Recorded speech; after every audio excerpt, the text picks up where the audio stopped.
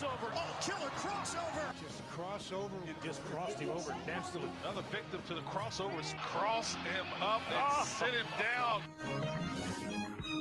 Hey, the crossover is powered by Everlevel Concrete Repair in Omaha at everlevelconcrete.com. Boys, Josh Peterson, Austin Jacobson, Nick Grimm. How are Whoa. Hello, Matt. Hey, Matt. Hi. How are you? Hi, I'm great. I'm great. Great chatting with you off the air just now. Matt, Yes. that's a great shade of Creighton blue on you. It's just a shade of blue. Didn't you know that Omaha was painted red last night, buddy? Come on now. I was there. I took a picture of you doing your job, and you didn't text me anything back. I thought you would have been like, haha, you're my friend. Nice picture. Haha, you're my friend. I Nice didn't picture. see you down there. I was there too. Yeah, Oh, apparently he a lot was of people down were there. No, he was in there. Sure he was. Yeah, I was in the weeds. I He went was to a there. movie. Oh, congrats. Ooh, what did you go? What did you I see? saw Undertone, Whoa. a latest horror flick About a podcast? about a podcast. This is right up your alley. I left and I left and I went with a buddy because him and I see a movie together basically once a month. Both of our wives hate horror movies, so Yep. we go to horror movies together. And I said, Horror. as I said to him, Way as to a get that as a second fellow podcaster, I have many opinions on this movie. And he goes, I was wondering if you watched it and actually had opinions. You guys know podcasts. I'll give you a couple things. Okay. The show used Skype as their way to record each Why? other separately. No. Whoa. Bingo. No. So Gotta use automatically, it was an 0 for 1. Yeah. They used GarageBand. No. Nope. I was Absolutely not. now- you use. I'll even go as far as to say, like, even Dell has just a really good editor for Oh, really? free. Yeah. Yeah. And And then you don't even have to get Adobe. Now, they did have, well, at least you only see like two characters in the whole movie, the main woman and her mom. Mhm. The other voice on the podcast is somewhere else, but she was using one of these microphones. I Okay. assume he was as well. Not a So, baby like, tiny microphone? no, she was not. Hello, I'm on a podcast. See, they should have had a Yeti. Should have had a It Yeti. would have been more that realistic. actually would have been another strike for Josh Peterson. They hey, I had a Yeti. That's what I'm saying. and now you don't anymore. I know. I now A have a Yeti would have $600 been- microphone. more realistic for a podcaster. Yeah, you would have thought that they could have just like unloaded the budget on trying to advertise with like Shure Digital or like Excellent point. StreamYard or Great any of that point, stuff. Austin. I couldn't believe that they didn't use StreamYard. Now, here was the part that really blew my mind. Every episode was recorded seemingly at 3 a.m. And at one point, they recorded for like 15 minutes and like, all right, we'll pick it up the next day. What? Or like, I was like, what kind of podcast is this? What in Just the Bill rec- Simmons is this? record the whole damn thing. Yeah. Now, Did they live in Australia and Maybe- the other in the United States? he lived somewhere else. You Okay. didn't know where he lived. He Was he was the guy like who was 7 killed- hours ahead. Was he the guy who was killing everybody? Mm-mm. Okay. That's the So- undertone. So, so they're listening to these voicemails that throughout that are horror elements are happening. Something really horrible is happening. Is this like listening to voicemails after your team loses in the Sweet 16? 402 yeah, for sure. And so like that was the thing that was like she was getting freaked out at her home because here's the weird thing. So like there was a tick-tock of the clock in her home. Mm. Then she put on the headphones and she couldn't hear anything, which isn't true. Like if someone's out in our hallway yelling right now, it comes through the headphones. But every time they play a voicemail, weird things would happen. And she'd start looking around her house like, is it somebody here? No, you idiot. It's the podcast that you're recording right now. At 3 in the morning. At 3 a.m. for some reason, you freak. Well, maybe that's the bit of the podcast. That's the theme. Maybe it's the 3 a.m., whatever. That's their thing. They leaned Who's into ever got- horror. It's called the 3 a. It's the 7 a.m. podcast, but they recorded at 3 Yeah, a.m. who's That's ever what you would gotten do. up Yeah. at 3 a.m. to do anything but travel or prepare for travel? Like I said, I've gotten up at 3 a.m. to prepare for a radio show. That's Oh, happened before. you sound like an idiot. it makes Well, sense that was to my me. job. You said the guy You lived sound in like a a smart person. You said the guy lived in a different place. Yeah, because at one point he says like, yeah, it's 9:30 here. See, and that makes sense to me. If you are going to have to do something like that, I get that. Yeah, I love breaking down the logistics of a movie I'm never going to see. But I have also, zero interest. Let's be fair Out on too. horror movies. I've never seen one. Never. I've never Not seen a one. single horror film of any kind. So, The only there's type- just no way that that's true. Are you I swear to afraid you. of being afraid? You live in the land of hyperbole, and you know that. I do, but this Hyperbole is, land. This is the Mm. truth. I saw Fun bit? 20 minutes of The Conjuring. So or- you have seen a horror movie. Literally, Not- we yeah, poked. never. The hole has been poked. Okay. I haven't seen. We're gonna get super specific. I haven't seen a horror Why do you movie add a lisp? from He gets all beginning. Sylvester. I haven't seen a Sylvester. horror movie from beginning to end. Hmm. I have never seen Because one you get too full- scared. Are you No, afraid of 'cause- being afraid? The Conjuring is the only. Do you watch Jaws? The Conjuring's a good one. Can I speak No. for 2 seconds? We've given you plenty. No, you haven't. I say 6 words, and then Nick goes, "Oh, that's a good movie." It and is. then you go, "How is it? That's not true." No, I Let asked. me say my point. I asked, have you watched Jaws? No, I haven't. Okay. All this know. time you spent yelling, you could have explained your Yeah, point. seriously. Well, I had to explain. Matt, I have had you to ever considered not establish getting my upset? point. You know what? No, never in my life. It's never been an option of not getting upset. Are you okay? interested in seeing a horror movie? No, I have zero interest. How come? I just they don't appease me. I don't getting scared or having that thrill is not something that I'm looking for. Okay. I'm totally okay. Do you ever watch scary movies with all the lights on in the middle of the day? And No. You know, the remember he comfort of your own hasn't home? seen any of I them. know, haven't but I'm seen just any. asking The theoretically. only scary movie adjacent thing I've ever seen was The Invisible Man. And Mm. I was just like, and that's more of a thriller than it is a horror movie. And I was like, I don't like The one with what's her name from Mad Men? The one I that don't came out a handful of years it. ago? It was the one where it's like she has an abusive boyfriend Yes. and he has an invisible Elizabeth suit. Moss. Yeah, Oh, I yeah, know she that. throws paint on him from the attic. Yes. Yeah, I And saw then that movie in there's- well, theaters. Last movie I saw before COVID, I think. Oh, In the She theaters. killed her sister, I watched but like Godzilla. it was the Invisible Man who like picked up her hand. All right, so Spoilers. if we were gonna say like Matt, let's give Matt really. This is this- literally not a conversation that will ever mean anything. That's great. Let's have it anyway. That's what the crossover's for. Yeah, you literally act like that's not the entire All right, I'll point just of sit- this I'll segment. just- No, I no, feel no, like, you're I feel like involved. I'll sit in the chair and watch you two have a great time. Oh wow! All right. there's What a kind of chair is over that? there. Yeah, yeah. I know. I'm just in the C chair, just watching you do the Mm. crossover. If we were gonna Take a big give sniff of Matt, the chair. Wanna man. go to that corner? Exactly. if we were gonna give Matt, I can talk about the topic after you two are done. If we're gonna give Matt a horror movie, like Matt, this one is elevated horror. This is a movie for adults who like good movies, and you might get a little scared. Ooh, What would we offer him? I Get think you Out? got to scoot closer. no, I think I've got a good one, Get out. and it's Is it that a even horror has a movie? sequel that's out. He loves sequels. I think I you love should go series. see Ready or Not. Oh, I love Ready or Not.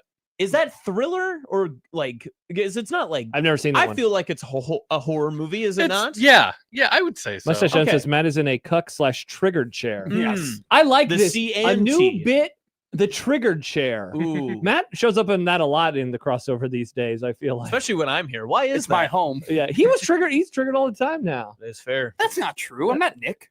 Whoa, that's a good I'm one. just, Along those lines, there was I'm a just in deflect. between Nick and John. along those lines there was a comment a few moments ago from Tay who said, "Uh-oh, it's Of Music all over again. Get me No, out of that's here." not- See, Not Of true. Music needed to happen because that was one of my public rock bottoms, and Yeah. I've gotten better after that. Well, there was the thing with Michael a couple of weeks ago. Yeah, but he was just being obtuse on purpose. Big Interesting. Mike. Tay also adds Barbarian, the recommendation. for Barbarian's the- great. Barbarian is very scary though. You think so? I did not like Barbarian. It's too spooky for me. Okay. Really? Maybe not. Maybe Yes. not for you, Matt. My What's scary the- movie was going to be The Ring. Ooh, the ring. I is good. still need to see The Ring. What's I've always the, wanted uh, to see it. What's the Ari Aster movie where Which one? they'll go to Sweden and what's that? Midsommar. Midsommar. Is that a horror movie though? Yes. Yeah. I don't want to see that again. What do you think, Matt, I about love that movie. a horror movie, but it's sunny all the time, Oh, I'm totally. and they're on drugs? and you get to That see sounds- Florence Pugh. Oh, I'll see her in Not naked, though. any other movie. Mm. Yeah.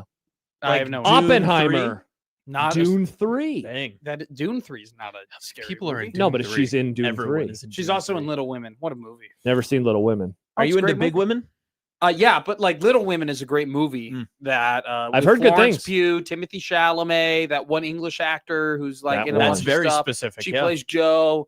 Emma Watson's in it. Such a More of a stone guy. Odson says that you would dip out of Midsommar before anything interesting happened. It's too long for him. Oh, it's such a good movie. yeah. Like Wait, so you're anti spooky movies and anti long movies? I can't. This is not. He true. wants to watch it on TikTok. That's not yes. true. Matt and I went and saw Project Hail Mary. That's 2.5 hours. Did I look Wow. at my phone once? No, you didn't. I was honestly I'm glad you surprised. didn't look at your phone in the theater. Okay, but that is something that people do now. That is a common occurrence. Yeah, that we don't need to ruins be the movie sassy theater with Matt. going- We should be complimenting Yeah, him. seriously. A Gen Zer who Listen, didn't look hey, at his I phone. don't want a compliment for As- somebody for doing the base level of something. you're Sadly, supposed that's to not do. the base level I don't- anymore. I think you'd be shocked at Team how many Matt. people don't do that. Yeah, as an avid moviegoer, put my hand up here. I will 10 check. toes down. I will check run times, and I will I'll mentally start like a stopwatch on my watch and check to see how much time is left. Well, you'll in actually the movie. stop. Why start a don't you stopwatch? just Sometimes, enjoy the yes. movie? See, Well, that- because no, the reason for That's that wild is- behavior. is because there's often times where I'm like, this movie is going too long. Okay, And I feel agree. like it should have been cut off at a certain point. So I like to kind of mentally note that. the mark of a good movie for me is that Hmm. I'm not looking at the clock. Like that would be the 100%. only time that I would ever Yeah. look at my phone is like, I want to know when I get out of here. or like when this is done, or are we close to the final act? I think the mark of a good movie is one that you can put on in any situation.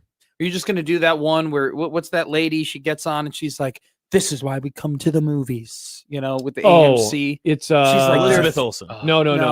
It's that redhead woman. She was married to Tom Cruise. Nicole Kidman. Yeah, she goes. She's the for best. the thrill. Well, I'm more of a Marina Menounos guy. See, we saw it at popcorn on herself. We saw it at Marcus yesterday, so it was Mr. Marcus. I love Mr. Marcus. God, of course you love Mr. Marcus. I used to hate him, but he genuinely loves I can't movies. stand Mr. Marcus. You can see his passion. I'm funny. My grandpa owned a movie theater back in the day. I think he knows he's not funny, and that's part of the made bit. some pretty high quality movies. Okay, well, I thought you were gonna say movies. Calm down. Movie theaters. His I movie. like Marcus Cinemas, the one over you know what? in Lincoln. I was a very big fan. Here's of. no. Listen, you're Lincoln pilled. That's different. It's not your fault. You've only seen movie theaters in Lincoln. That's because the only movie theaters in Lincoln are Marcus theaters. Is that true? There are much better theaters in the world than Marcus theaters. Okay, I'm saying in Sorry Lincoln, to ruin your guys' sponsorship. in Lincoln, I went to a Marcus theaters and I very much enjoyed it Because it was the only option available. I know. If I've the been only to other option- movie theaters If you went here. to an ice cream store and the only thing they had was vanilla, you would But say you're vanilla is acting your as- favorite wait, flavor. Wait, but you're acting as if I haven't been Dude, to other movie Cold theaters Stone here in is That's how Nebraska. you're acting. You He's don't not. watch any movies. You only watch them when they're I've gone short. to the AMC over in Council Bluffs. I was a very big fan of that. I went to the Elkhorn Theater twice now. Whoa. I saw Western Nebraska. the AMX. Yeah, no, you've been there twice. Yeah, I went there once for a ACX. UFC fight. Oh, okay. AMX. ACX. ACX. Cinema 12 plus. Yep, we love that place. I've been to multiple theaters here in Nebraska. I'm just saying the one Marcus theaters I went to. By the was way, good. shout out to Marcus because they still now it's not $5 Tuesday anymore; it's $6 Tuesday. But Ugh. you still get the free popcorn if you're a member of Marcus Rewards. That's sicko. Riz bro. didn't realize that. I was like, yeah, so I'm going to go there. I'm going to get free popcorn. She's like, why? And I said, because I'm a Marcus Rewards member. And she goes, don't you have to pay for that? I said, Whoa. no. She probably didn't let you get out the door after she heard She that. was like, damn, hon, you are awesome. I said, thanks, dear. I am pretty cool. So I had some popcorn. And I put a little extra butter on it and a little extra salt. whoa. I didn't dump it full of garbage. I should have eaten the popcorn to realize the saltiness before I had put salt on it. Bingo. You'd be a terrible chef. Oh no! Hey, listen. You are totally incorrect. I'm a very good But chef. chefs taste their stuff before they're like, all right, here you go. Yes, yeah, chef. okay, stop it. I'm a good chef. Hey, I cook a great lot of movie. good Matt you is a should good watch. cook. I've had his food. I Great was movie. waiting for you to come and defend me, Josh. Great Sorry, I movie was you reading should comments. watch. Chef. You should watch Chef. I love Chef. It's a great movie. Really good movie. I just watch the cooking scene sometimes when I get drunk. The Menu. I bet Matt would like The Menu. Menu's That's not a horror movie. It's a thriller. Yeah. Mm. How do we feel about thrillers? He said he's for him. I've seen clips of the Menu where she orders a cheeseburger at the very end or whatever. Spoiler alert. Have you seen Seven? No, I have no. Guys, I haven't. Would you I'm watch sorry. Sinners? I'm sorry not to be. That's not a horror movie. I'm asking if you would see Seven. Seven is a classic of the thriller Is it a genre. I don't It's think a I thriller. like. It's a crime thriller. I don't really want to be a part of. How do you feel about thrillers. serial killers? How do you feel about Kevin Spacey? Great question. I just Do you watched- support everything he stands for? Specifically, how do you feel about 1990s Kevin Spacey? Before he was problematic. yeah, Matt gives him a well- big old thumbs up. This is a lot of questions. I feel like I'm on a first date. Well, you Kevin are in the Spacey- C chair. Ooh, that's tonight. Whoa. Is it canceled? That explains the bad mood. Oh There it no! is. Bummer. I'm not in a bad mood. Oh, that's why he was wearing blue, because it was before the date got canceled. Oh no! He's sad. That's why he wore blue. It's like your mood ring. I'm just gonna go. Oh, On he a sent you long- into the mood dental hoodie. school. Mm. I'm gonna go on a long walk A and moody. listen to Chuck Klosterman. 2-hour pod. A lot of NBA. Too much NBA on the pod today Mm, for my mm. taste. But Oh, I was gonna listen to his book. no, that's not Big book NBA. guy. That's the NFL. That's What fine. color does your hoodie change when you listen to a book?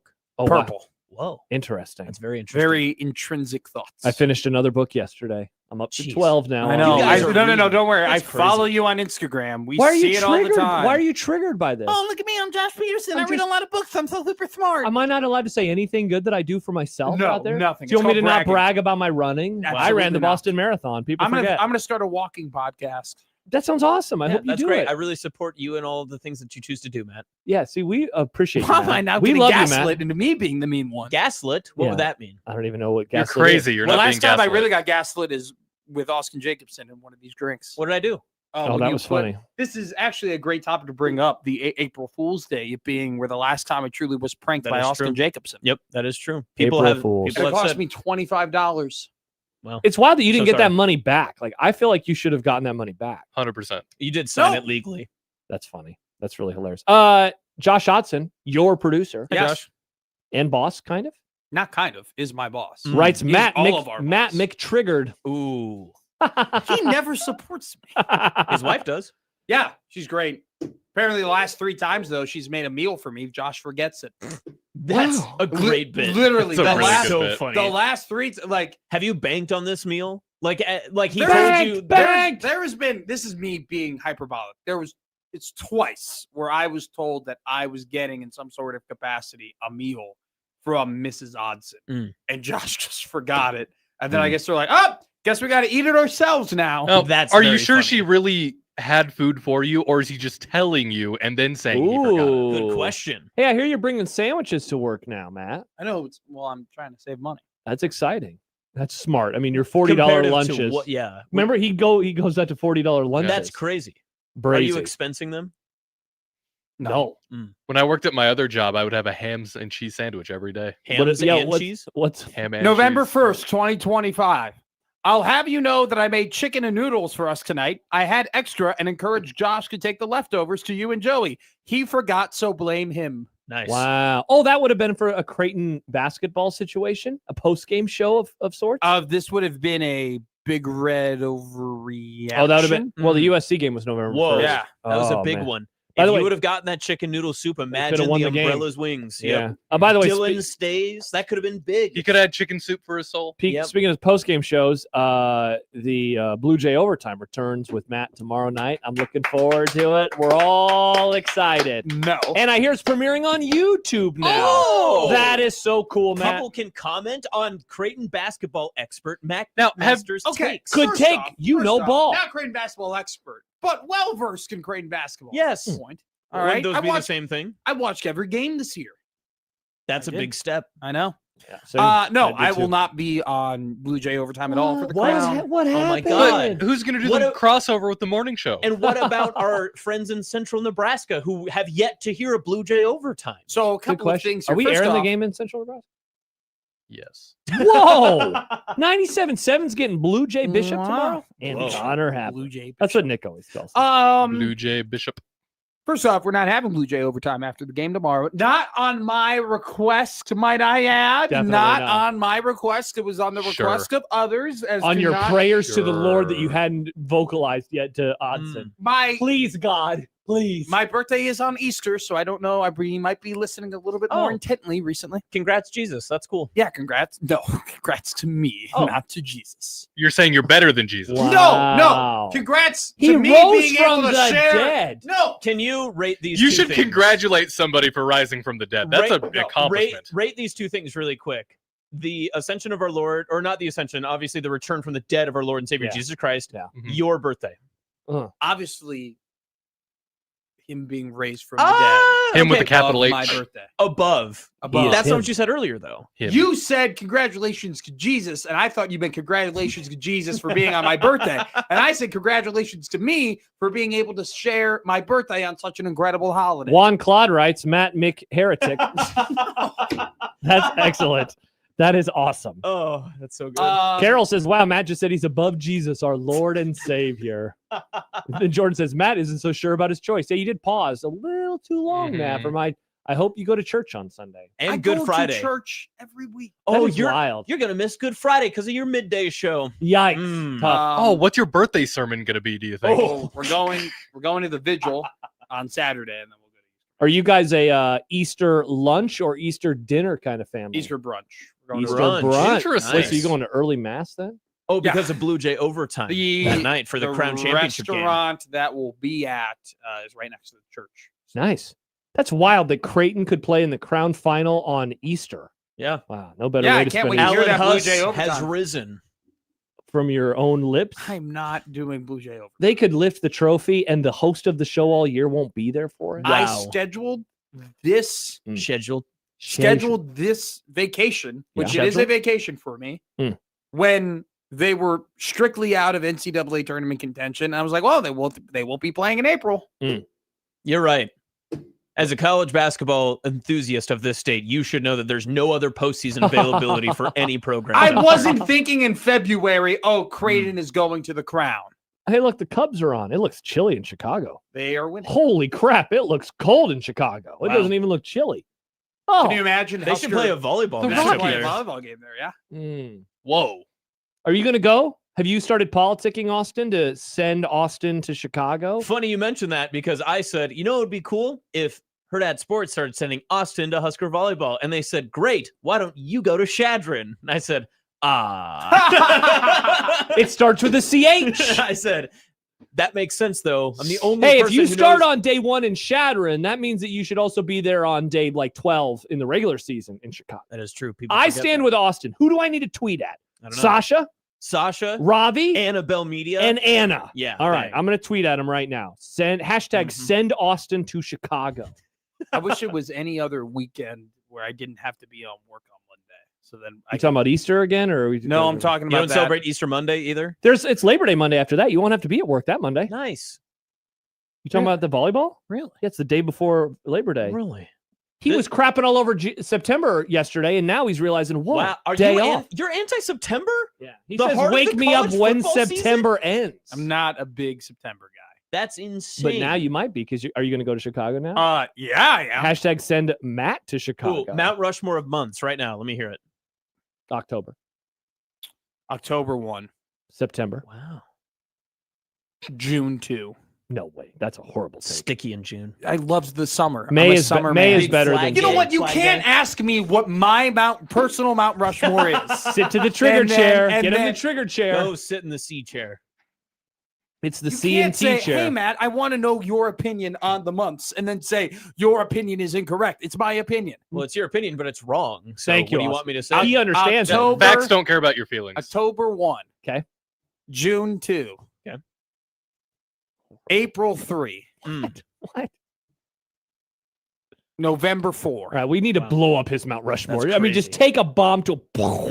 I have reasons as to why I like all those events. I love Thanksgiving. I love love November Thanksgiving. football. I enjoy the weather. And Tell me about April. Yeah. What's about April that you love? It's my birthday. I like this. Oh, again, mentioning your birthday over Jesus. Obviously, Jesus rising from the dead. You know, Jesus rises from the dead in March too. Sometimes. when was that? a couple of years ago? Easter Mm. was in March. And There's funny, you don't mention March either with how much you love the St. Patrick's holiday as well. Oh, wow. Fascinating. You seem very un-Catholic recently. What happened to you? I don't know what happened to me. What is it called? Lapsed? I don't know. Why is it only Catholics who get to be lapsed? No, That is I've never true. heard someone say I'm a lapsed Lutheran. Yeah, you always hear I'm a non-practicing Lutheran. Correct. I stopped going to I- church, is what I people do say. love Not those. Those yeah. are very funny. Did you ever hear about an absent atheist? Oh, well, that means Oh. you're into religion then. Maybe I am an absent atheist. Nick, is that you? No, Okay. I don't How have is a that problem with you? religion. I'm No, fine I with believe in religion. God. Nick, are you a Satanist? So you are an No. absent Okay. atheist.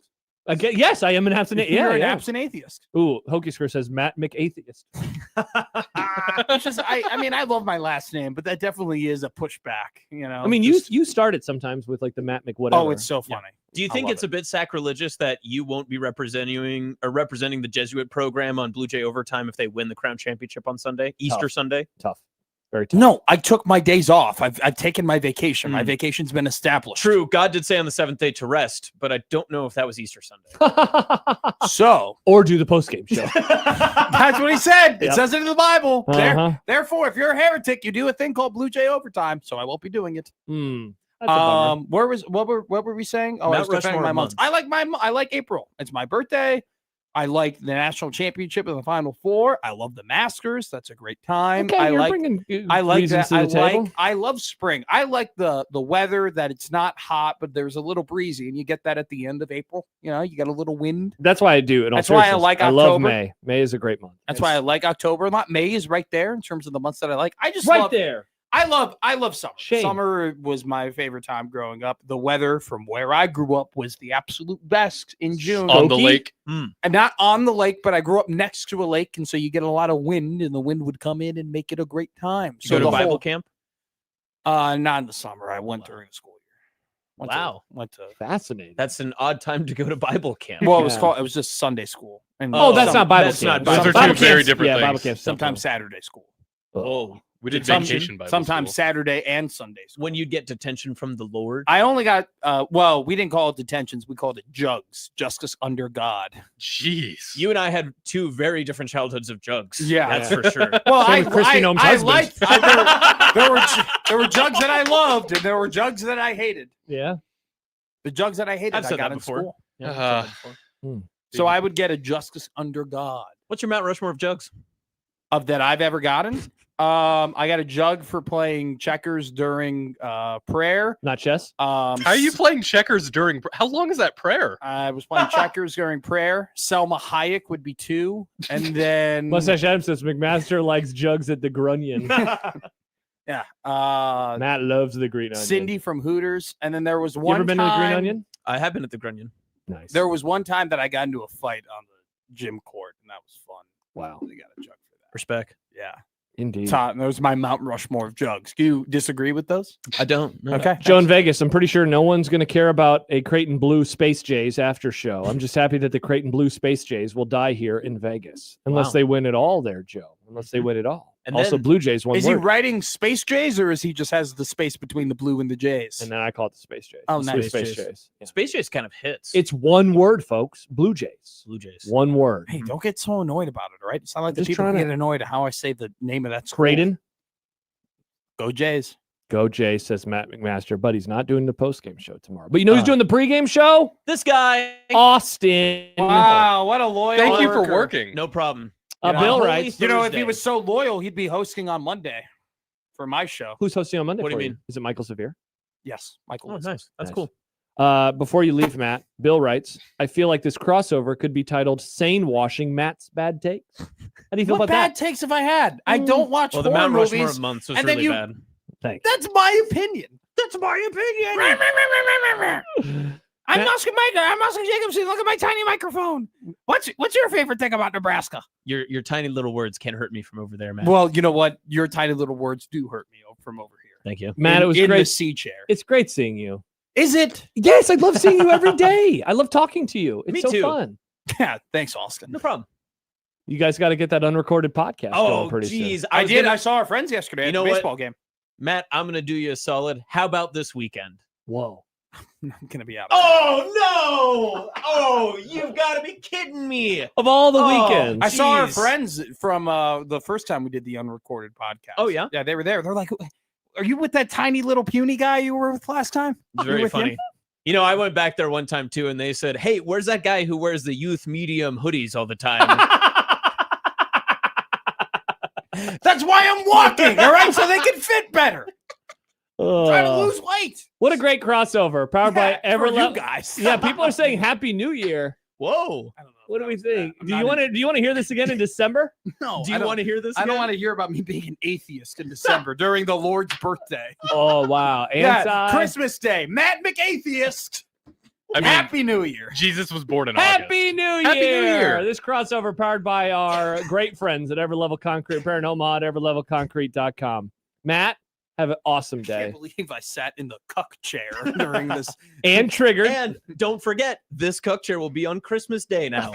All right, Austin is here. Let's have some laughs, shall we? The Grum starts next on 1620 The Zone.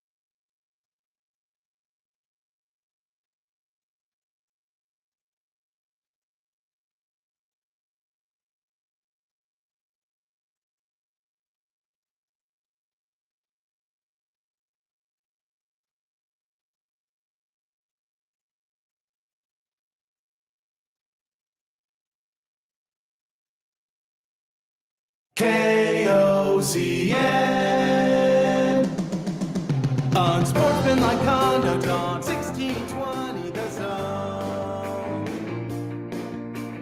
Husker athletics, Creighton, and yes, UNO. Don't miss a moment, they'll give you your fix. They're on every day from 2 until 6. Spend your afternoons with John, Josh, and Nick.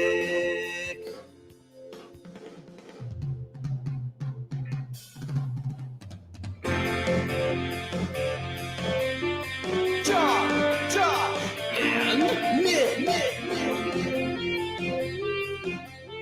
They'll show you what sports talk really is. Austin Jacobson back in the building. Thank God. Thank God. Thank God. Thank God. Or are you thinking McMaster because, his birthday's more important? Matt when I won, think, Jesus too. I do think Matt McMaster. Said Matt, not us. Unsportsmanlike conduct on 1620 The Zone. Husker athletics, Creighton, and yes, UNO. Welcome in, everybody, on this Wednesday, the first day of April. Some would say the worst day of the year. Yeah, I agree. Today has been, I hate the information age in which we are in because everyone feels like they have to have a joke. Yep. And Yeah. I don't love it. Like, there are some April Fool's Day jokes that you just, point out right away and you're like, you're trying too hard. Knock it off. Yeah. This isn't fun. Or some where they almost didn't try hard enough and you also hate it. yes. Like Yep. you and I, go Panthers. Mhm. They're like, this season, the UNI Panthers football team will run out on the field with a live panther. It's like, what are you Did they do that? Yeah. I They saw- actually did that. UCF basketball was like, one of our guys is getting his 8th year of eligibility, and Jamarcus Lawrence was like, I just want to come back for one more year. And it was like, I think that's a joke. And then Kentucky said that they're playing with Bluegrass, then Bluegrass State. It's a terrible day. It's a terrible day every year. Yep. I hate April 1st. I hate April Fools. But you know what? It is at least a Dumb Debates Wednesday. It And is. so you can send us Dumb Debates questions Hashtag. about a variety of things. Speaking of today, let's get to it. The Grum Down for Throw 'em down. unsportsmanlike conduct. Austin is here, and he is thankful it's not a Tuesday. Yes. No bits, no hot takes needed, no slices. It's just dumb debates and sports talk. I did listen to the Super Hot Take Market yesterday while I was on my way to the ballpark. Did you take notes? It was a lot of fun. You Yeah. guys do a good job with that. Way Oh. better. You should not do it when I'm around because you guys do it so good. I thought yesterday, So well. because John didn't, thank Okay. you, Nick. John didn't put it on the Grum Down, so I almost wondered if he forgot. And there was a part of me that hoped he did. I wasn't going to say anything because then if he had, I was going to be like, Austin, we forgot to do it. We have to do it on Wednesday now. Been very funny. That Yes. would have been very funny. Ralph Russo, nice get Nick. He's Thank going to you. join the Grum on the phone, sadly, because his internet's broken. Dang it. Thanks, Internet. He has a good podcast, Mike. I was excited to chat with him, but his internet's broken. So that's a bummer. What's up with college football these days? Everyone's always basketball, baseball. Have people forgotten that college football is but 5 months away? There's a lot to Mhm. get into. Some are saying it's like the turn of the season, the turn of the calendar to Thank college you. football. Thank you, Austin. Mhm. It's now football season. We Nick. said some are saying that. the smart people We call are. them delusional. No. Well, some would be 2/3 of the show currently. Boom. Outranked. That's more than a 2/3 majority. I guess that is a 2/3 majority. But it's more than 60 votes, which would be required in the Senate. Bang. We can get laws made, Nick. We have a law. It's football day. Suck on that, Nick. And this ain't no joke. It's baseball. This ain't no April Fool's joke. Help, look at this. A football topic. Oh. Nebraska football. Is it too expensive to be good in college football? Hmm. Maybe something we could talk about with Ralph and then talk about amongst ourselves. I received an email last night from a listener that is among the most depressing emails that I have ever received from a listener. Dun, dun, dun. Dumb debates. Yeah. We can save this for later. If Okay. email had existed throughout all of human history, what do you think the Oh. actual saddest email would have been? Wow, that is okay. We'll save that. Uh-huh. Interesting. I have an answer, I think. But I want to read some of this email from John. I'll give you the bullet points later on the other two. There was 3 bullet points that he hit on in this email. We'll avoid 2 of them mainly because we just don't have time. Look how long this email is. Wow, he had some time. Yeah, he did. It's Good for him. basically it's a column. So we'll read that email a little bit Column. later on. What should we expect of Nebraska football moving forward? You know, we've gotten to Wednesday and we've barely talked about Nebraska basketball this week. Well, the It's been- season's over. It's not coming back until October. We can't expect them Bingo. to be in the Final Four. I know that. Yeah, well, that's true. Nick. I would never expect Nebraska basketball to be in the Final Four. Save the takes for later on, Okay. though. In fact, have no takes, Nick. Oh, Yeah, Whoa, have- less takes, please. Yeah. Juan writes, the saddest email would start with forward, forward, forward, forward, forward. if you don't send this to 10 other people. Your grandma will die. Okay, I'm sending it. I missed the chain email. Those were great. Bring back chain emails. Or the chain text you get at 2 a.m. where it's just like a I picture don't of a think- ghost in the I corner. don't think I ever got chain text. Oh, I've gotten chain text before. Mhm. They're like, oh, if you send this, you could have the spookiest holiday in history or whatever. Yeah. Oh, wow. Interesting. We mentioned them. Dumb debates. Hashtag dumb debates. We'll get to those in the happy hour. Please send them in on the Liquid Trucking Zone Twitter feed with the hashtag dumb debates. We will answer them in the 5 o'clock hour. Speaking of Liquid Trucking, our friend Pesky Blues writes, why would we talk about a team that plays with 4 guys on the floor? That's a good point. They're never going to live that down. Probably not. You know, it would have been a bummer if they would have lost, but then they did the other thing, and now it's like everyone just makes jokes all the time. What if they would have won with 4 guys on the floor? Then it would have been inspirational. It would have been like Hoosiers. There were so many things that happened at the end of the game. I thought we were going to be talking about, just like the fact that they blew it and they lost to their rival. The 4 thing ended up taking, over. But how about all the dunks that Iowa had at the end of the game? Like that was, they were just like yamming it in Nebraska's face. Get that yam on. Yeah. Ryan Day and dinosaurs. Nick, you're going to love this topic. I like dinosaurs. You wrote about it in content today, so you probably amnesia. You probably already forgot about it, but my we'll bad. get to that. And then Austin runs across somewhere. Yeah. We'll talk about this. How fun. Wow. Austin What a joy. Jacobson. Started today. It did. I saw that on Strava. It did. Wow. I ran today too. Nick, how many miles did you get in today? None today. Oh, None today. All right. Plenty of time there's still left. plenty. Yeah, there's plenty of time left in the day. 9.5 hours left in the day, Nick. When I tickle chains, I get at least a mile and a half in. Whoa. At least a Of mile. running? No. Okay. But at elevation, Hey, it's listen. hiking. It's still a mile and a half more than what other people would. Excellent. That's what points. makes you better than them, Inspirational. Nick. Wow. Went to Cunningham. I played when I tickled chains in Cunningham on Saturday. That was 3.5 miles. Wow. Mhm. I see a lot of those people when I run over there at Cunningham. That's What do you mean, those people? You heard me. Those the people. ticklers. Mm. Yeah. Yeah. You should be on a list. Those are the ticklers. You want to tickle with me sometime? Absolutely not, Nick. John writes in Hey, on John. the text machine. Tell Austin his 20 minutes on Friday, by far the highlight of Middays with Matt. Oh, Well, wait, that kind of seems like a diss of Matt. That's me, first well, of all. that's also how we start most of these times when we're together. I guess that's true. We just had to diss of Matt for like a half hour, a little bit earlier. He just sits there and he just kind of eats it up too. well, you know? he sat in the chair. He did. He sat in the chair. Did sit in the chair. Thankfully, not in the corner, though, because he had to talk into the microphone. That text message coming in on the Prairie Flower Casino Zone hotline, 402-951-1620. You can call us. You can text us. You can comment also in the YouTube chat where me. Nebraska Beat me. Disc Golf Company does. Wow. Join us in the woods, Josh. Tickle in the woods with Again, us. I don't want to go to the woods with ticklers. Tickle with us in the woods. This seems like a plot to a horror movie that Matt would never Josh, see. you're the one doing the tickling. It's Ooh, fine. That Nah. would be such a good like poster. I can see it's called Chains, and it's just the frolf chains going down and blood dripping off one of That's sick. That's what I'm saying. Oh, I Nick. like that. I'm Yeah. visualizing. Nick, when we're talking to Ralph, why don't you log on to Canva and get those Canva fingers going? and Chains. See what you can make. So again, you can hit us up at the phone number. We mentioned it, the Liquid Trucking Zone Twitter feed, which is where Jed reaches out today. College football is 150 days away today, and that is no joke. Mm. Whoa. Nick, should we change it? We always do the 100 days countdown. Should it be the 150-day countdown? Ooh, that's a good question. People are asking. And No. also, Oh. if people aren't getting ready for college football today, will they be better tomorrow? That's the question we have to ask. Nick, there's no days off. Bill Belichick said it, and I believe everything that he says. I believe in everything he stands Just like for. I love my girlfriend. He definitely says that, and he says, "I also am not a failure anymore." And I don't believe. You know what? Never mind. I don't believe him about everything. Not everything. I think I landed the plane there. You can also find us. Let's see the Twitter feed, the phone number, and of course the Equitable Bank inbox. Josh at 1620thezone.com.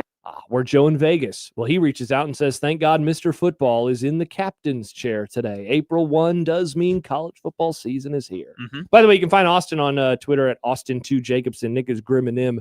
Of course, you can also hit us up at USC 1620. That is where we would love to see all of your dumb debates. KD has chimed in to the Liquid Trucking Zone Twitter feed at USC 1620. Austin needs to atone for his sins regarding him blatantly lying about running really far. I didn't blatantly lie. Didn't blatantly lie. He just lied. No blatant about it. I don't think I lied either. We will unpack this later on because I certainly have my own questions. I have my own questions. So we will get to that later on in the show. Those are all the things that we have coming up. Some other potential topics as well. Anthony Calandria, what's going on with that guy? Mm-hmm. Austin has some things that he would like to get off his chest about him. Yeah, I have thoughts on the old AC machine. Oh, yeah. The AC unit. The AC unit. I did laugh to myself as I watched the spring game at home on Saturday. I accidentally ordered a Nebraska shirt. When he threw his first and only interception, I might add, of the spring game. But I thought, we are Ents, because we call him Int on the show. That was the first thing that I thought of there. So all of those topics and so many more. We would love to hear from you today. How about this? I'll say this as we go to break, because people are always like, you don't talk about this. You don't talk about that. Nebraska baseball beats Creighton yesterday. Yep. They held on to win. That's when right. they're going into the ninth and they're up 6-5. I said, I've seen this movie before, and it's usually a scary movie. But for Husker fans, finally a happy ending. That's right, because Matt McMaster was there, and he doesn't like spooky movies. You know what? Maybe we should send Matt to all the Nebraska baseball games this year. We should have. They might never lose again. That is true. Look at that. Wow, if we would have done predictions yesterday, I would have gotten a point. And look at that. That's baseball talk for Unsportsmanlike Excellent conduct. job, everybody. Nick, anything from you? Oh, he's doing Canvas stuff. Sorry, Nick, you're a little too busy over there. We appreciate all of your hard work. Appreciate all your hard work, Nick. I thought the game was really entertaining last night. There you I go. really liked That's when right. Nebraska and Creighton play each other, because no matter how good Nebraska is, Creighton usually always seems to put them on their toes. So how do you feel about last night? I thought last night was an entertaining game. I like Nebraska baseball. I think they're really fun to watch, and I like Creighton Well, are baseball. you talking like this is like a podcast about murders? Ooh, undertones? Interesting. So it all started. Nope. All right, when we return, our good friend Ralph Rousseau will stop by. We'll talk some college football with him because the college football season is here. Austin declared it. I appreciate that from you, Austin. Nick's making scary posters of blood. Haven't gotten to the blood yet. All right, he'll get to the blood a little bit later on. I love the initial. I haven't gotten to the blood yet. Jim and O'Neill writes, why is Nick talking like he hosts Fresh Air on NPR? Keena, is Nick working for NPR? Yeah, Nick's trying to get on over with 1019 as they make their move.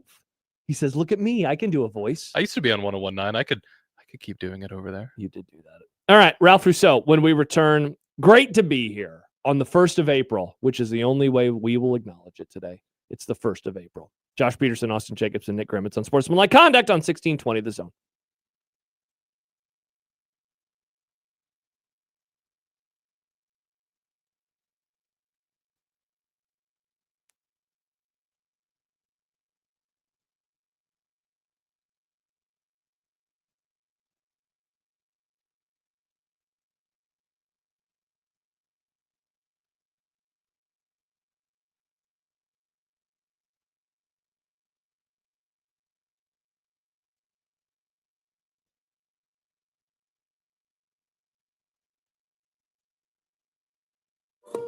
Imagine if the people who work at your bank, or neighbors who could help with a home loan, Congratulations, you're approved. or friends who love to shop local.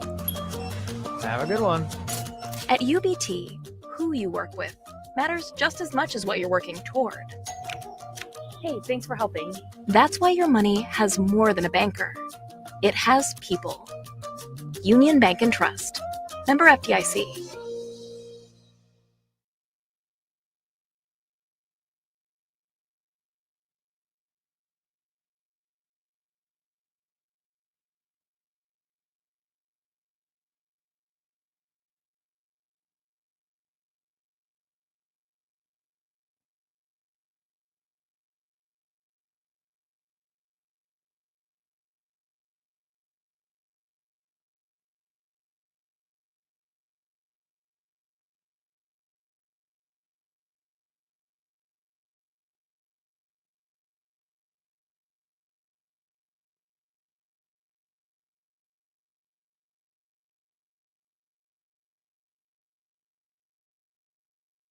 Hi, everybody. Kent Pavelka here to talk about your local concrete experts at Everlevel Concrete Repair. Now, if you have cracked or uneven concrete, Everlevel can do it all with their complete repair.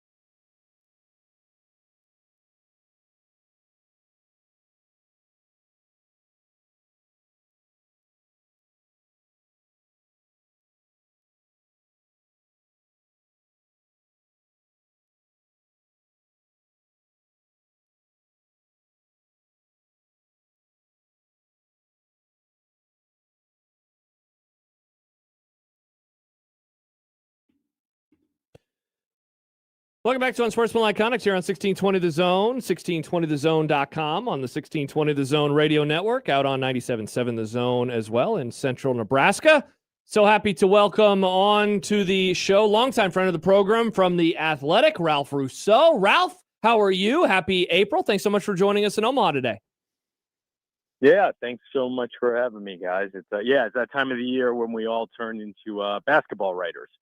Yeah, I was scrolling through. Josh included. Yes, yeah. I made my way around a couple spots over the last few weeks. I was scrolling, Ralph, through your list of stories today just to see if was there anything I missed in terms of Ralph's football coverage. And I think I had to get to page 2 before I finally found a football story. You've really been making your way around the coverage of college basketball. It's probably been enjoyable for you the last few weeks.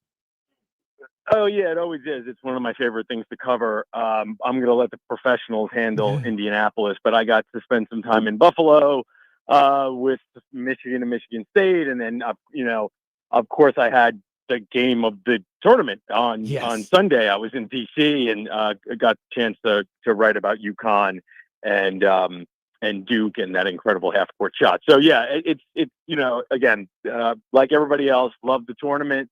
Love dabbling in basketball, but, again, football still butters the bread. Absolutely, it does. So you mentioned Indianapolis. Of course, that is in the state of Indiana. And I wanted to start the conversation today, Ralph, by asking you about Indiana football, because we're now, 2.5 months, 3 months removed from still this story that I am trying to make sense of, and that is that the Hoosiers are not the national champions of basketball, but that they are the national champions of college football. As you now have been able to sit with it, because I have to imagine anytime somebody talks to you and they find out that you cover college football, they probably want to ask you, how the hell did that happen? What is sticking with you all these weeks and months later about what the Hoosiers did on the football field against the Miami Hurricanes and everything that came before it?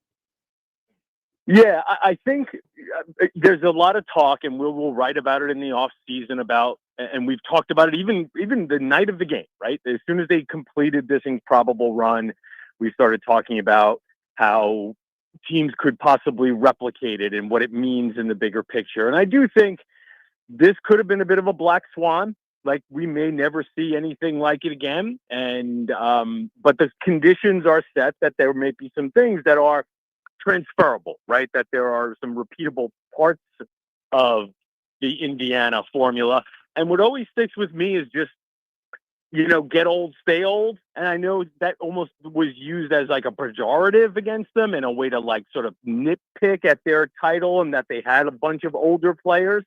But this is sort of today's college football. If you're going to have a lot of players who could, who are going to stay around a little longer because of NIL and the fact that you can be paid, you're going to have eligibility. You're going to have guys who maybe now, in some cases, we have an eligibility mess. But even if you get it sorted out, and you've got a bunch of guys who decide to stay a fifth year, which I think is going to be a lot more common going forward, you could have a team with a lot of 21, 22, the occasional 23-year-old. I think that's a repeatable strategy going forward. That I don't know if there'll ever be another Indiana. There'll never be another team that goes from the worst team in college football history to the national championship in 2 years. But I do think that is a piece of how Indiana got it done that other schools might say, we can do that too. Ralph, I find it so interesting just the way that you phrased it, because even though, like Josh said, we've been sitting on this for a few months, it's just, it's so interesting just the different way that you kind of communicate how NIL looked for Indiana and how it just like translated a little bit differently for them. Because I always think that the assumption with NIL is that it's also, it's more mercenary work, right? People think it's like a 1 year, one-off, you get this guy, he plugs and plays, and then he either moves on or goes to the NFL, whatever the case is there too. But I like your argument of saying that Indiana used their NIL resources to basically get experienced players and keep their experience on. How replicable is that actually for people who want to use the Indiana model to find their own success at their own programs? Yeah, listen, the secret sauce might be you got to find a Kirk Cignetti too, and I don't know, right. Again, and by the way, like, hit on your transfer quarterback who becomes a Heisman Trophy winner and the number 1 overall pick. So there is some secret sauce in there, but I do think this idea of looking for players. I'll take from another story I wrote during the year. A lot of us wrote about how flattening the curve, a little bit of parity, things along those lines coming to college football. And I think what ends up happening is when the super teams go away and there's not, like, Ohio State isn't just overwhelming you with talent, and the gap between Ohio State and everybody else talent-wise shrinks just enough. Now all of a sudden, the other things matter more. Coaching, chemistry, vibes, experience. Again, my 22-year-old offensive lineman might not be a top 2-round draft pick, but he can handle your 19-year-old 5-star because he's just physically a little bigger and stronger, just more savvy, right? So I think that's another part of the Indiana thing, that if I'm sitting trying to think, like, how can I become the next Indiana and close the gap on these schools that are still 4- and 5-star blue chip heavy, I'm thinking along the lines of that, like, staying experienced, because what experience players bring to you. And then also maybe I don't have to pay as much because I'm not paying at the high end, at the top shelf of the talent market. I'm paying more for the veteran savvy market, right? Good players from good programs who started a lot, but not necessarily like the very top of the market. So I'm prioritizing, again, experience and starts and savvy, but just a little more than talent. Though, listen, you got to have guys who can play. Like, you can't just be a 23-year-old, 45 at the time starter who still kind of stinks, right? Like you can bring in some of those guys from the G5 and end up getting whooped. Then your team looks like North Carolina did.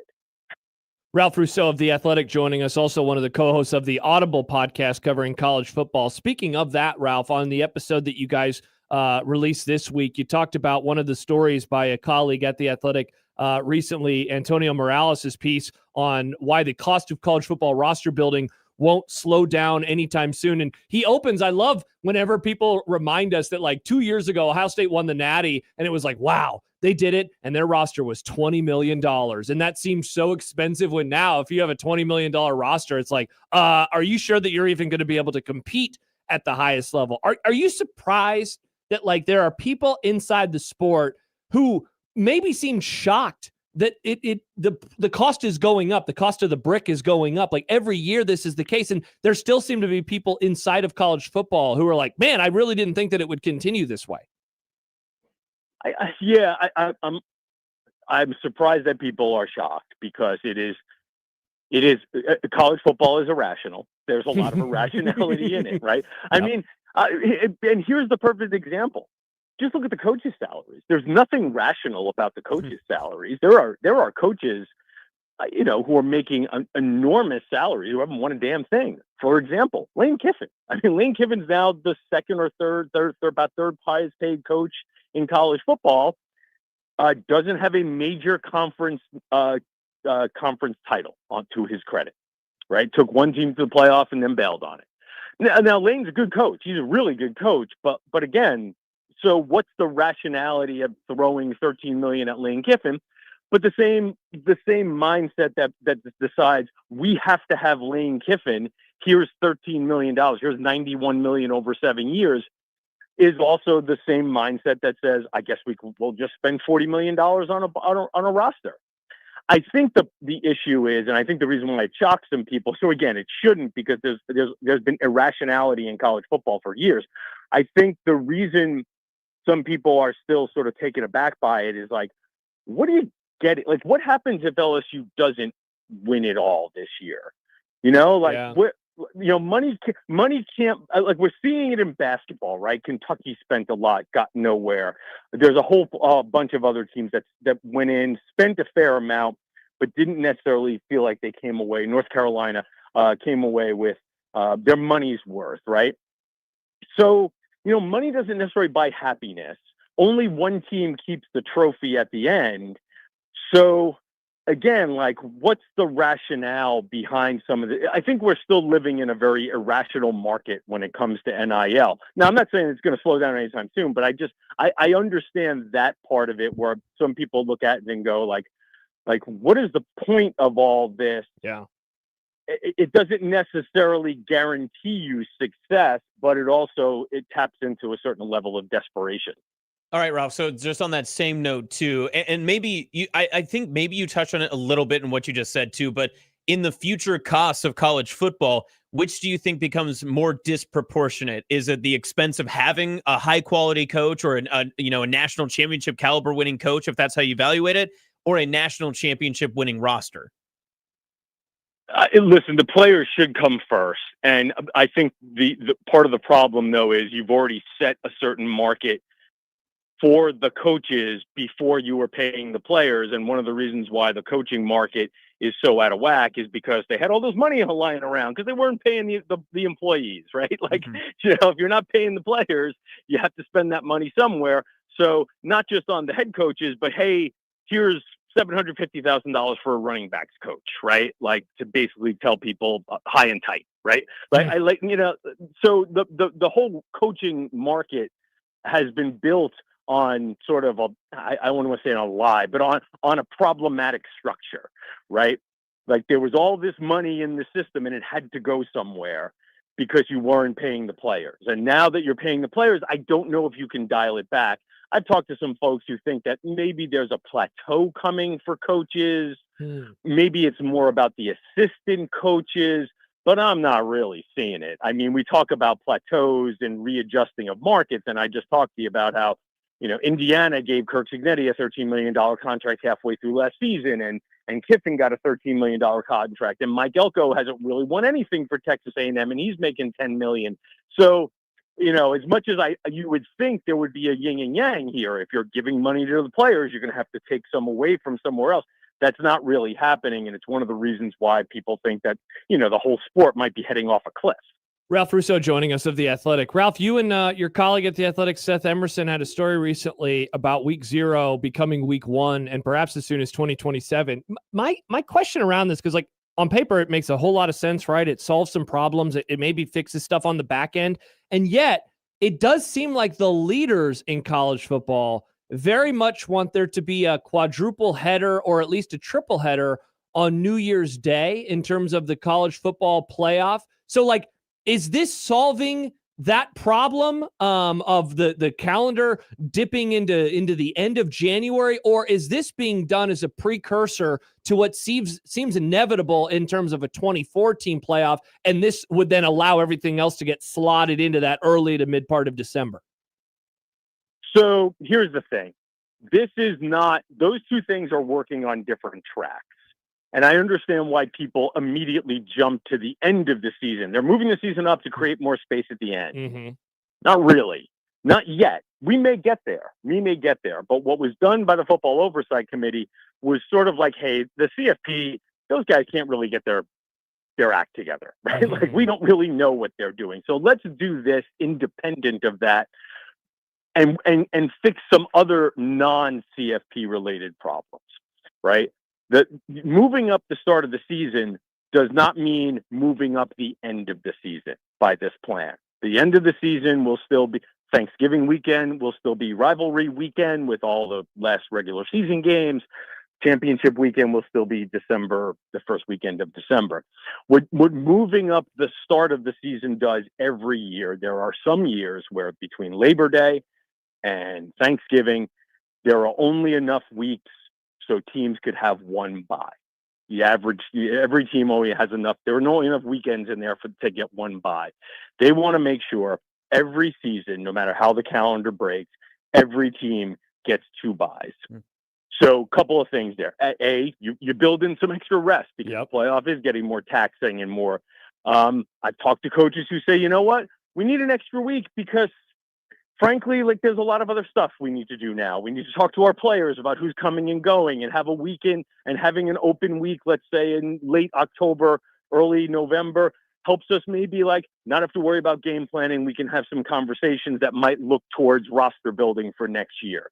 So I understand where your mind went, and frankly, everybody's mind goes there, even myself, to thinking like that move was made with the playoff in mind, with the end of the season in mind. Eventually, we may get there, and they may use that to create some room at the back end. But the playoff folks and the football oversight committee are not working together on this yet. This move was meant more for how it's going to impact the regular season. And we'll see what happens with the playoff because, again, frankly, we don't know where that one's going. So they needed to do something. In other words, they couldn't just sit around waiting for the playoff folks to make up their mind, because who knows when that's going to happen. Yeah, it's going to be really interesting, Ralph, because week 1 has become this national holiday for college football fans because it's like this 5-day smorgasbord of games. And I guess in theory, around Labor Day. Yeah, and so I guess in theory, Labor Day, this week 2 will turn into kind of the holiday. I'm really curious to see how that all ends up looking. And that's such a nuts and bolts inside baseball media kind of dorky thing. But do you turn week 2 into hey, we're back, even though you already did the full week 1? I'm curious to see what that looks like. Yeah, that is actually not a bad, I frankly, I'll give you a credit. I hadn't really thought of that from the next step of this week. Is Labor Day weekend a good weekend to sort of hold back on the big games? And maybe you're right. Maybe week 1 is. I don't think you'd end up with that, because I think it's important to start your season with a bang. Yes. So I think you're going to want to put a fair amount of good games on week 0, or what will be the new week 1. But I do understand that also that idea of you're starting in week, before Labor Day. People are still not fully engaged maybe in college football, still on vacation and things along those lines. So I think there's a fair question there, probably worth asking a few people, what does that look like, right? What does that look like? Do we push a few more games? Does week 2, as you said, become a little bit more of the big games, whereas week 1 is a lot more tune-ups? Yeah, should be fascinating to see. Ralph Rousseau, great coverage as always, Ralph, at The Athletic, on the Audible podcast as well with Stuart Mandel, Bruce Feldman. Appreciate your time. We will talk to you soon, I imagine. Thank you so much.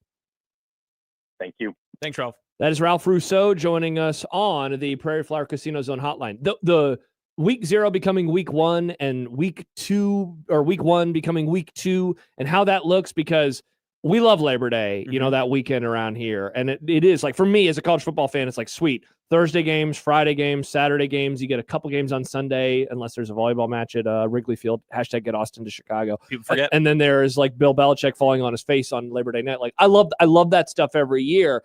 I've heard this theory proffered, Austin, that having a week 0 becoming a week 1, maybe it doesn't get off to the mega matchups, but those are all still on the Labor Day weekend. Yeah. And that allows for more tune-ups, because it seems like teams don't want as many of the big games early. Last year, off the top of my head, there was North Carolina TCU, which was a dud.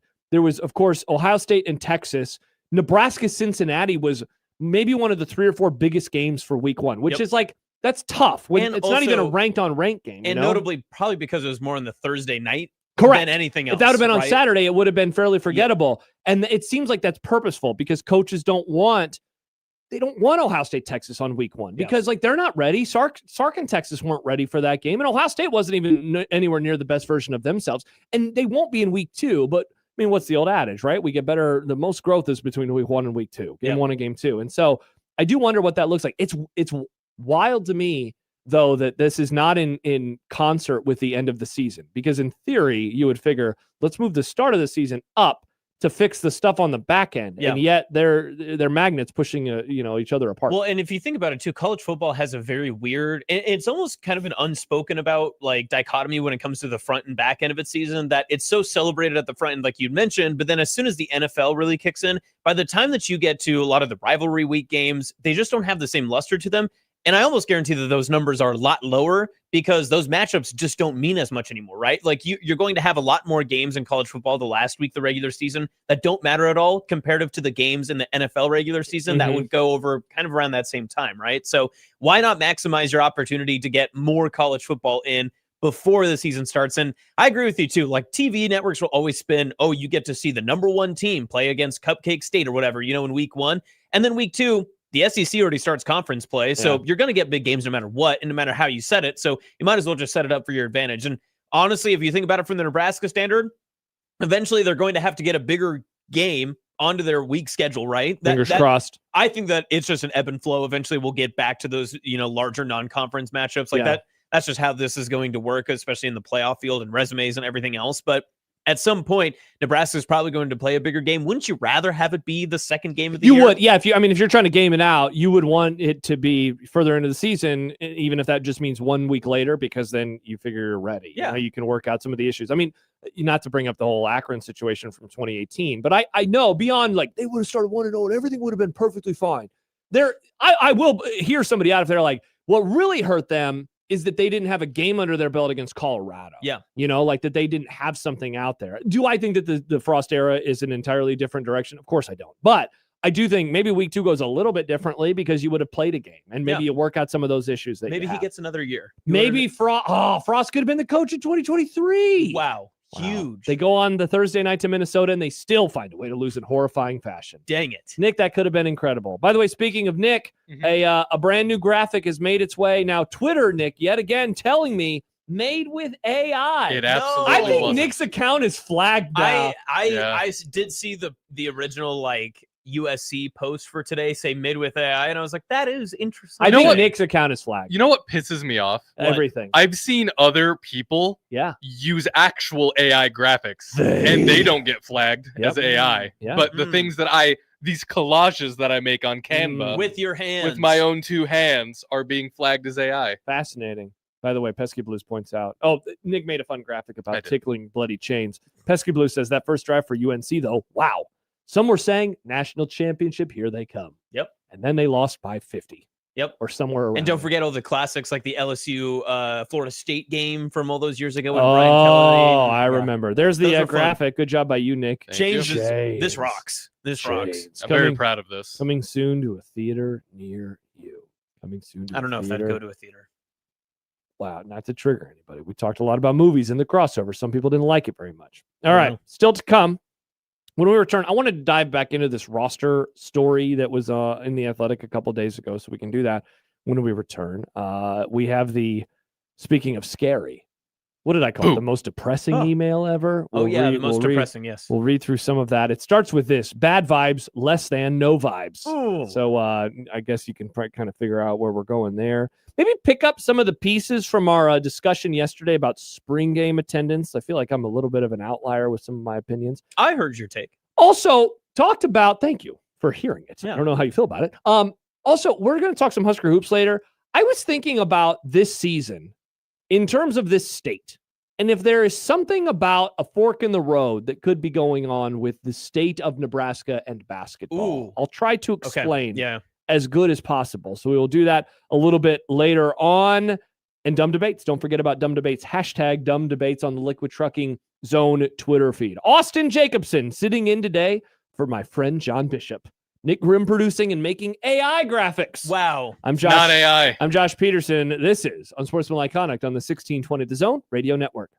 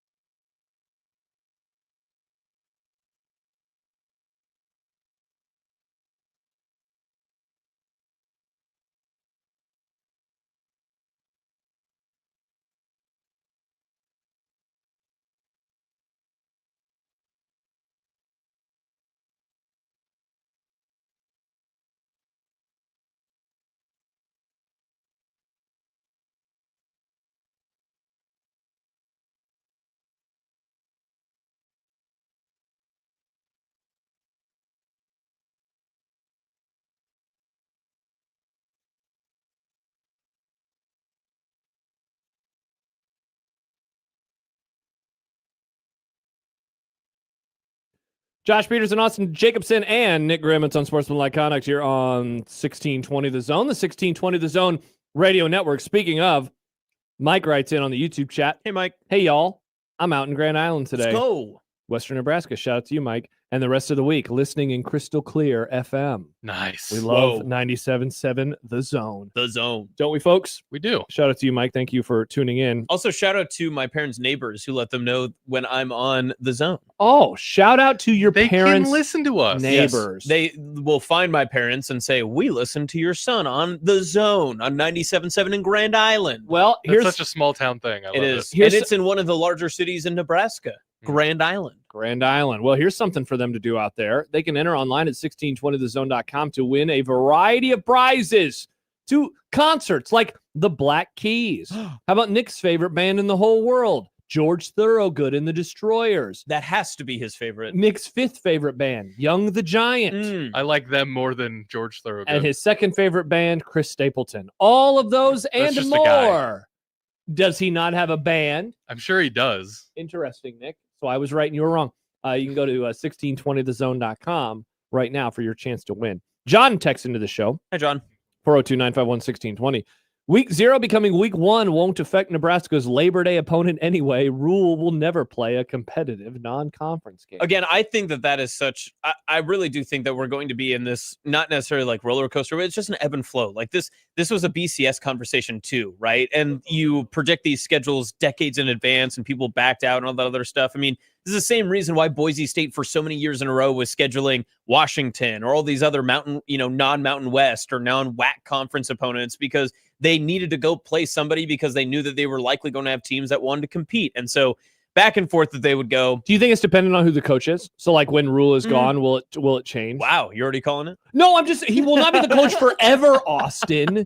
You can't live forever. I think it's, even though says it in the Big Ten song. I think it's smiles and glory. Oh, he's gonna die someday. Yeah. Sadly. Except that doc was good. I thought he was gonna die in the doc, to be honest. I thought I was gonna learn there. You know what? What if they would have kept it under wraps until the documentary They came probably out? should have, because at the very end, it makes it very ominous. He walks off in the distance. I'm like, I did Google. I was like, did Jerry Jones die? Like, I had to check. So I still haven't finished that. I watched it until. Where'd you get into? I watched until they beat the Steelers, and then I knew bad things were going to happen, and it was right after they traded Micah, and I was pissed, and I was like, nope, I don't want to finish this. Good timing. Yeah. That's exactly me when I was watching the in-season Hard Knocks with the Dolphins. Yeah. And it was right Something before the bad Tennessee happened. game. I'm like, I'm done. See, Ooh, but speaking then, of the Dolphins too, your coach, he got bodied by Vrabel in that coach's photo. Did he? Oh yeah, it was bad. sounds like what the Dolphins are going to have happen to them throughout the football season. And then I rewatched the when they win the NFC Championship game for the first time in the 90s when they beat the 49ers, because I loved the music that it played. Oh, it yeah. was so emotional. Mhm. And then I was like, man, I hate being my age. It sucks. Why can't I be like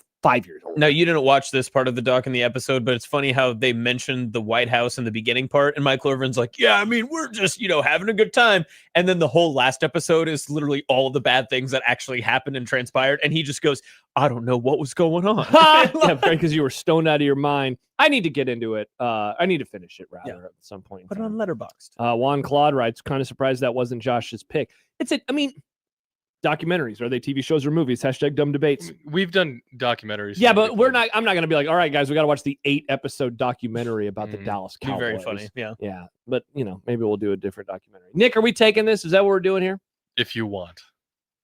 Doug has given us a call on the Prairie Flower Casino Zone hotline. Hey, Doug. Hello, Doug. Hey, this is BT Doug. Oh, I figured it was. Yeah, buddy. So I graduated Huskerland in '91, and some of my friends are like old school Husker donors. Now they're new school donors. Anyway, so the word on the street is Fred is flying to Sacramento and the San Francisco area to do some recruiting. And he's going to stop over tomorrow in Las Vegas, and sit behind the bench for the Jays and do some quasi-consulting into McDermott and Huss's bench to help them win the crown. So I just want to let you know that he's going to be sitting behind the bench and doing some assisting. Who is? Hoiberg, Fred. Nice. Haha. Hey, what day is today? It is April Fool's Day. It's April 1st. Oh, yeah, that's right. Yeah, okay. All right. Good enough. Thanks, guys. It was not good enough. It was not good enough. That was terrible. If you're going to do an April Fool's joke, don't stumble all over your joke. Good Lord. What were we Good talking about? Lord. College football schedules. That's what we were talking about. All right. I need to wash my mouth. Doug, you need to wash your mouth out with soap. That was terrible. Jimmy writes, Joe sucks. That wasn't even Joe. That wasn't Joe. That was To Doug. be fair, Doug took the courage, took the phone. Well, he called twice. He called Nick earlier and told him the same joke. Oh, They this is the called same guy? back. That's tough. Yeah. That's tough. Doug. It's all right, Doug. No, it's not. Don't encourage him. We're just- It is not okay. What if we make him aspire to be better? What if we give him Doug, that sucked. Will that help? maybe? Hmm. What if we give him McMaster treatment right now and just put him in Sit the chair? in the Put him in the chair. The C and T chair. The C and T chair. All right. You know what? We need to take a break to get cleaned off.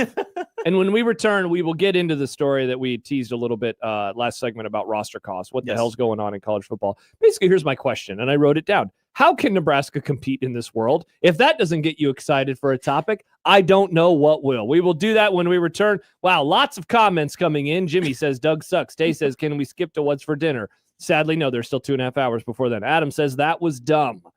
Yeah, many people. J-Man, Doug, leave Nick alone, please. Yeah, stop calling Nick. But if you do want to call him, 402-951-1620, Prairie Flower Casino Zone Hotline. That would actually be a great April Fool's Day prank, is if everyone called Nick with the same joke. Okay, you know what? I am encouraging that to That happen. is really funny. 402-951-1620. I'm fine with that. All right, you can do that if you please. You can do that if you please. You all have to coordinate, though, and have the same joke ready. All right, more to come on the 1620 The Zone Radio Network.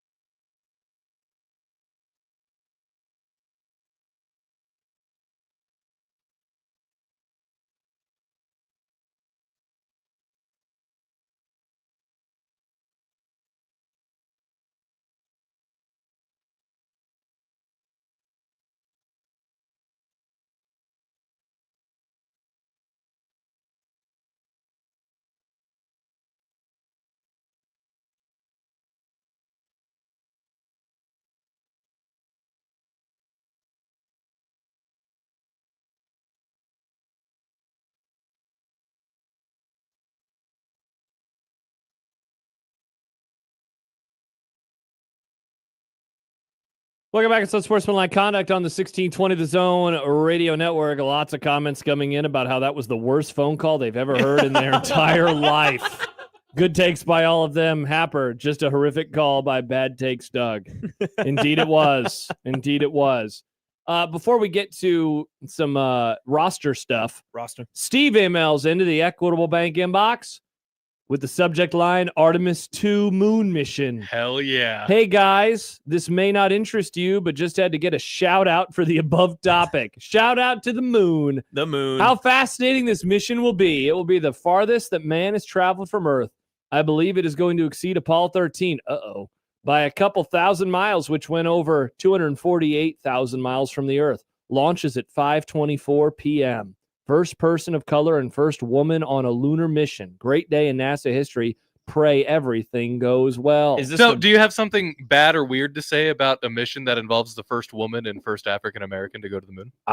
What would I have to say that's bad about I it? mean, every other time we brought up this moon mission, you're like, oh, it's stupid. We're not going to the moon. We're going around the moon. Oh, yeah, that's right. This is dumb." the mission that's not going to the moon. Yeah, that's boring. Is this the Congratulations. prequel to Project Hail Mary?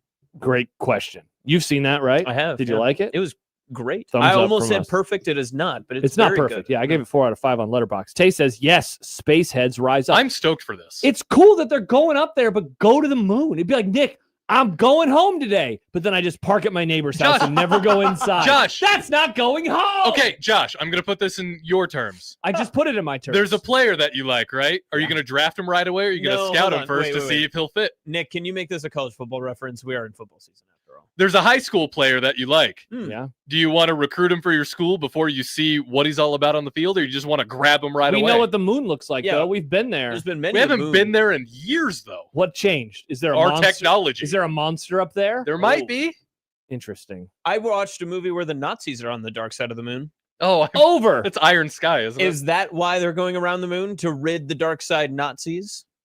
Thank you for getting rid of the Nazis. I NASA. like these comments back to back to back. Tay writes, they're doing a drive-by of the moon, just ain't landing, to which Jimmy says, just like the Epstein files. What does that mean? I don't know. They didn't land those. They're just parsing them out bit by bit. True.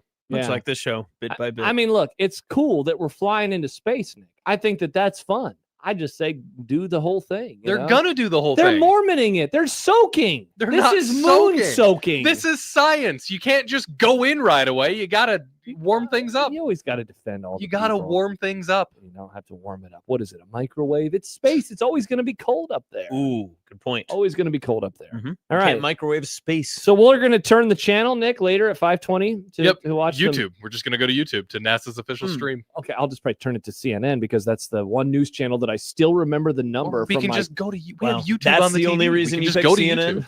Classic. That's what John would say. No, I can just click 33 and then we're there. We're just there. Are we Look at sure it'll be on CNN? Why would if this is so big and important? Of course it will be on. It's Yeah, but it's new. It would be on the biggest platform in the world, YouTube. TV. TV is the biggest platform. Everybody knows about TV. Yeah, but TV has different. They also know about the subsets. 1620 The Zone radio network, Austin. That is true. On Even in 16 central Nebraska.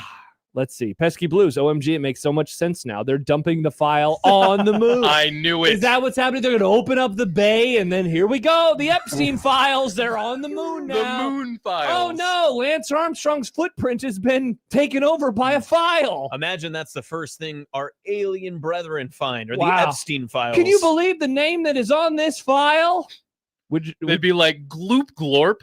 Nick That's how they Grimm's talk. name, the guy who makes those AI graphics on Unsportsmanlike Conduct. Wow. Oh, Tay, good question. Nick, are you saying we haven't been there before? Whoa, Nick. Saying we haven't been there in years. Interesting. Literally How long decades. is years? 74. Interesting. Interesting. 1974.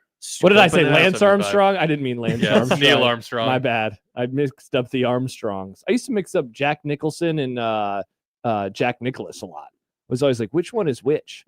Which is Nicholson the golfer or is Nicholson the actor?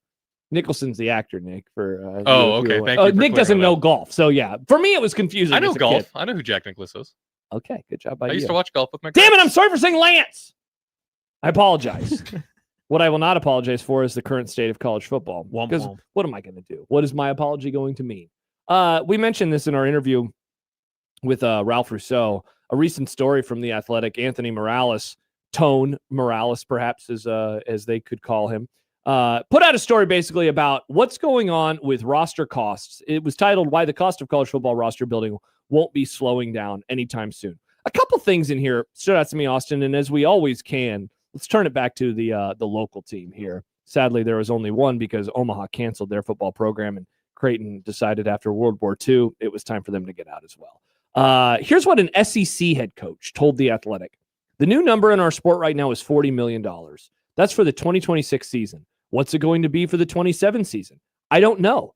I think if you're at $40 million this year, I bet you'll be at $45 million next year. And then a Big Ten staffer. It's getting up to 35 million plus, if not 40 million plus. This is what a Big Ten staffer said. More. This is Morales. Winning is expensive, but the alternative costs a lot more. Here's a Pac-12 assistant now. Losing is the most expensive element in our sport. Winning is far less expensive than losing. There's no return on investment. Winning is huge. Back to Rousseau. Lose long enough and your fans become apathetic. Attendance sags. Donors stop giving money. The environment gets toxic and recruiting becomes difficult. Does that remind you of anybody? Florida State, which has sputtered under Coach Mike Norvell the past 2 seasons, is dealing with this predicament.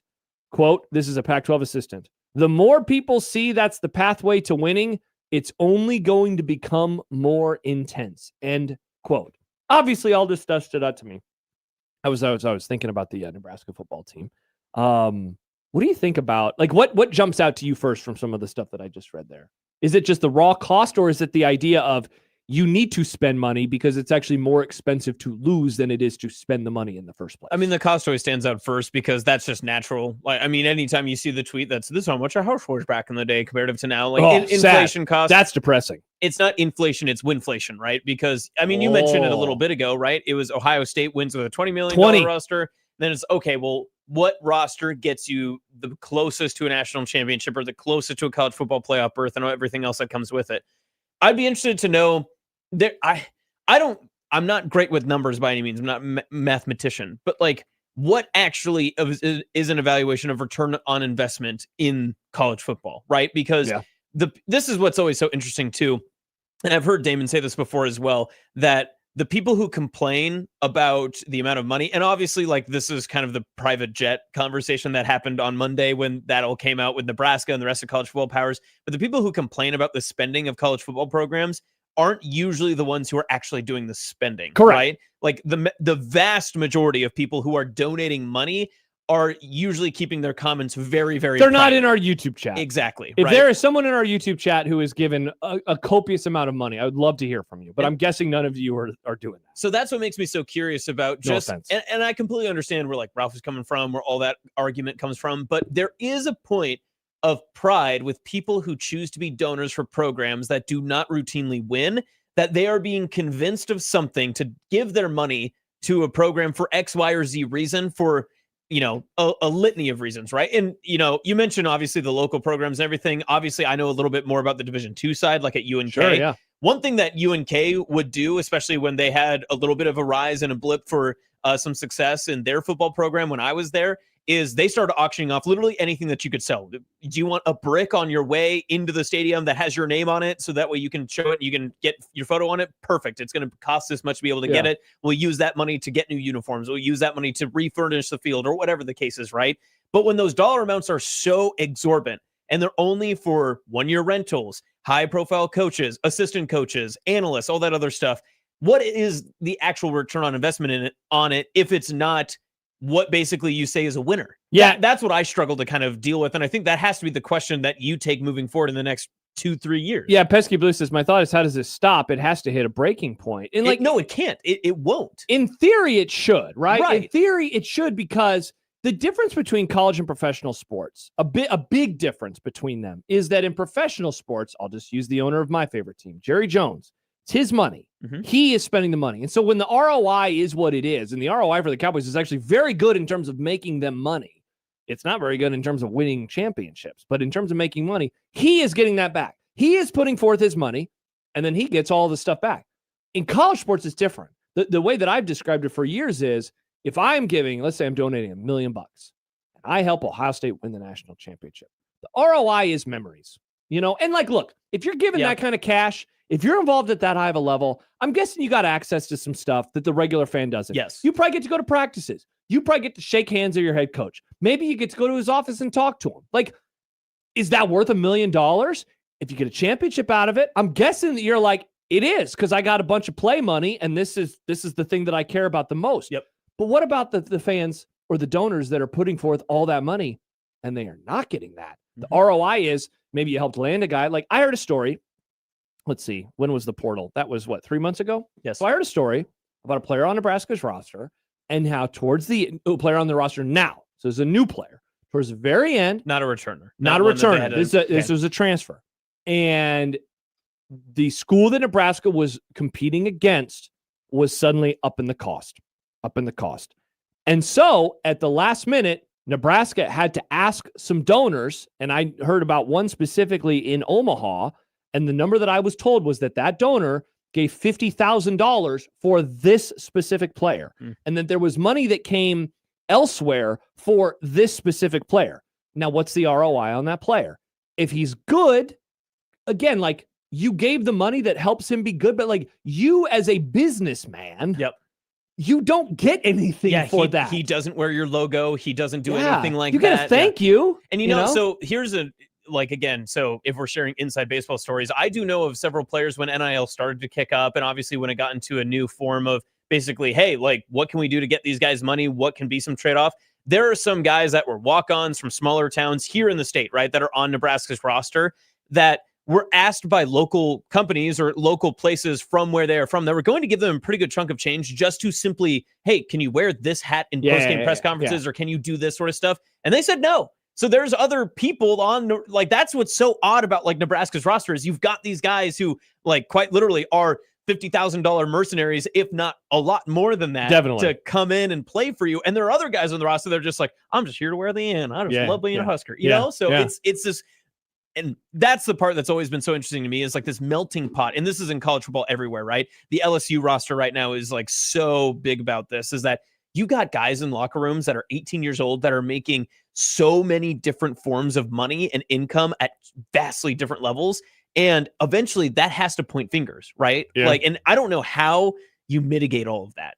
Whether you're the head coach, whether you're this GM or whatever case you are, I don't know how one guy in a locker room can point across the way and just be like, I'm playing better than that guy. And that's happened a lot at Nebraska too. And then they say, but I'm not making as much as that guy. Yeah, and that's why. So Mustache Adams says, we've entered a world where ROI cannot be measured in dollars, and it will take some time for people to wrap their heads around that, because from an economic standpoint, that has always been the goal. And that's true. And that's why I wrote down the question that I teased this topic with. How can Nebraska compete in this world? Because there are some people that are like, I'm just not going to do this. I'm not going to participate. And like the fact that I remember, dude, all the stories about the Ohio State roster. It was like $20 million. And it's like, wow, that's a lot of money. Nebraska's not playing in that sandbox anymore. And now the number is 40. And I heard on Heard at Sports Live this week that Damon was asking Sam McEwen, or Sam was asking Damon, like, where do you think Nebraska ranks? And what did Damon say? Like between 10 and 12 in the league. Yep. You can't compete. And so, like, you know, there's a commenter in here, Husker Homer, who's basically like, they're spending this much money and they suck compared to all the other rosters. And if that's what you're going to spend, if you're going to spend, let's just say 10, not even 10 to 12, 10, your coaching has to be so freaking good to be able to get anywhere near the top of the league. Because in basketball, it's different, right? Like Nebraska basketball, what was that ranking? 14th in the conference, maybe lower in terms of their roster. And that was year after year. And that's going to change moving forward. But basketball's different. It's 5 guys, and there's like this chemistry component, and you get some veterans in there, and guys overperform, you know, yada, yada, yada. And they get to the Sweet 16. Football, I mean, just because of the physicality of the game and the size of the roster and injuries and depth and all of those things, like, you have to be so locked in on every component. And so, like, we have spent so much time, and I know we got to go to break. We've spent so much time over the last few years talking about, like, what can you expect from Nebraska football moving forward? But if they're only able to spend 10th best money in the Big Ten, I don't know. I don't know why can anybody, and I'm almost saying this to myself, why can anyone demand really, you know, a top 4 finish? Why? You know, they're not that good at coaches. No offense, they're just not. And obviously you're going to have a guy, which honestly probably is a guy that is like Matt Rule, a long-term thinker, a guy that's willing to take longer contracts and just say, hey, this is like what the build is going to look like. That's what it goes. last part on all of that too, I think a lot of people forget, especially in this state. I know it's not necessarily an Omaha thing because a lot of people from this side of the state will consider themselves, they're the city people, like they understand a little bit more of like the nature of landscape that goes around the Midwest. Nebraska as a university is very small comparative to all the other Big Ten schools. Especially like Indiana. It is. I mean, you're talking about a basically private school with like super high education, value and all that other stuff in Purdue, and then Nebraska. Like we're talking about two of the smallest schools. So the alumni base is just smaller. Yeah. And so naturally, when you have less people, you're likely going to have less money that comes It's in. almost like this, because what's Indiana's living alumni? It's like 800,000, and Nebraska was what? Is it in the 200-ish range? Yeah. So just think about it from this perspective. What if a quarter of Indiana's alumni they all gave $100?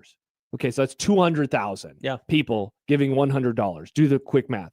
Nebraska basically would have to have every living alumnus give the same amount of money just to match. Like that's where it gets very tricky very quickly. Yeah. And they've unlocked that fan base in a specific way that Nebraska has obviously not, because they've struggled. More along these lines when we return. Have that the most depressing email that I received last night. I'll give you a little like hit on what else was mentioned in the email, but some stuff to dive into. And it kind of fits honestly with this expectations conversation that we are having right now. We'll have that dumb debates an hour from now as well. Get your questions in on the Liquid Trucking Zone Twitter feed, #dumb debates, and we will answer those. Plus, speaking of expectations, Nebraska basketball, what's going on with them moving forward? So many more things to discuss, and we will do so when we return on the 1620 The Zone Radio Network.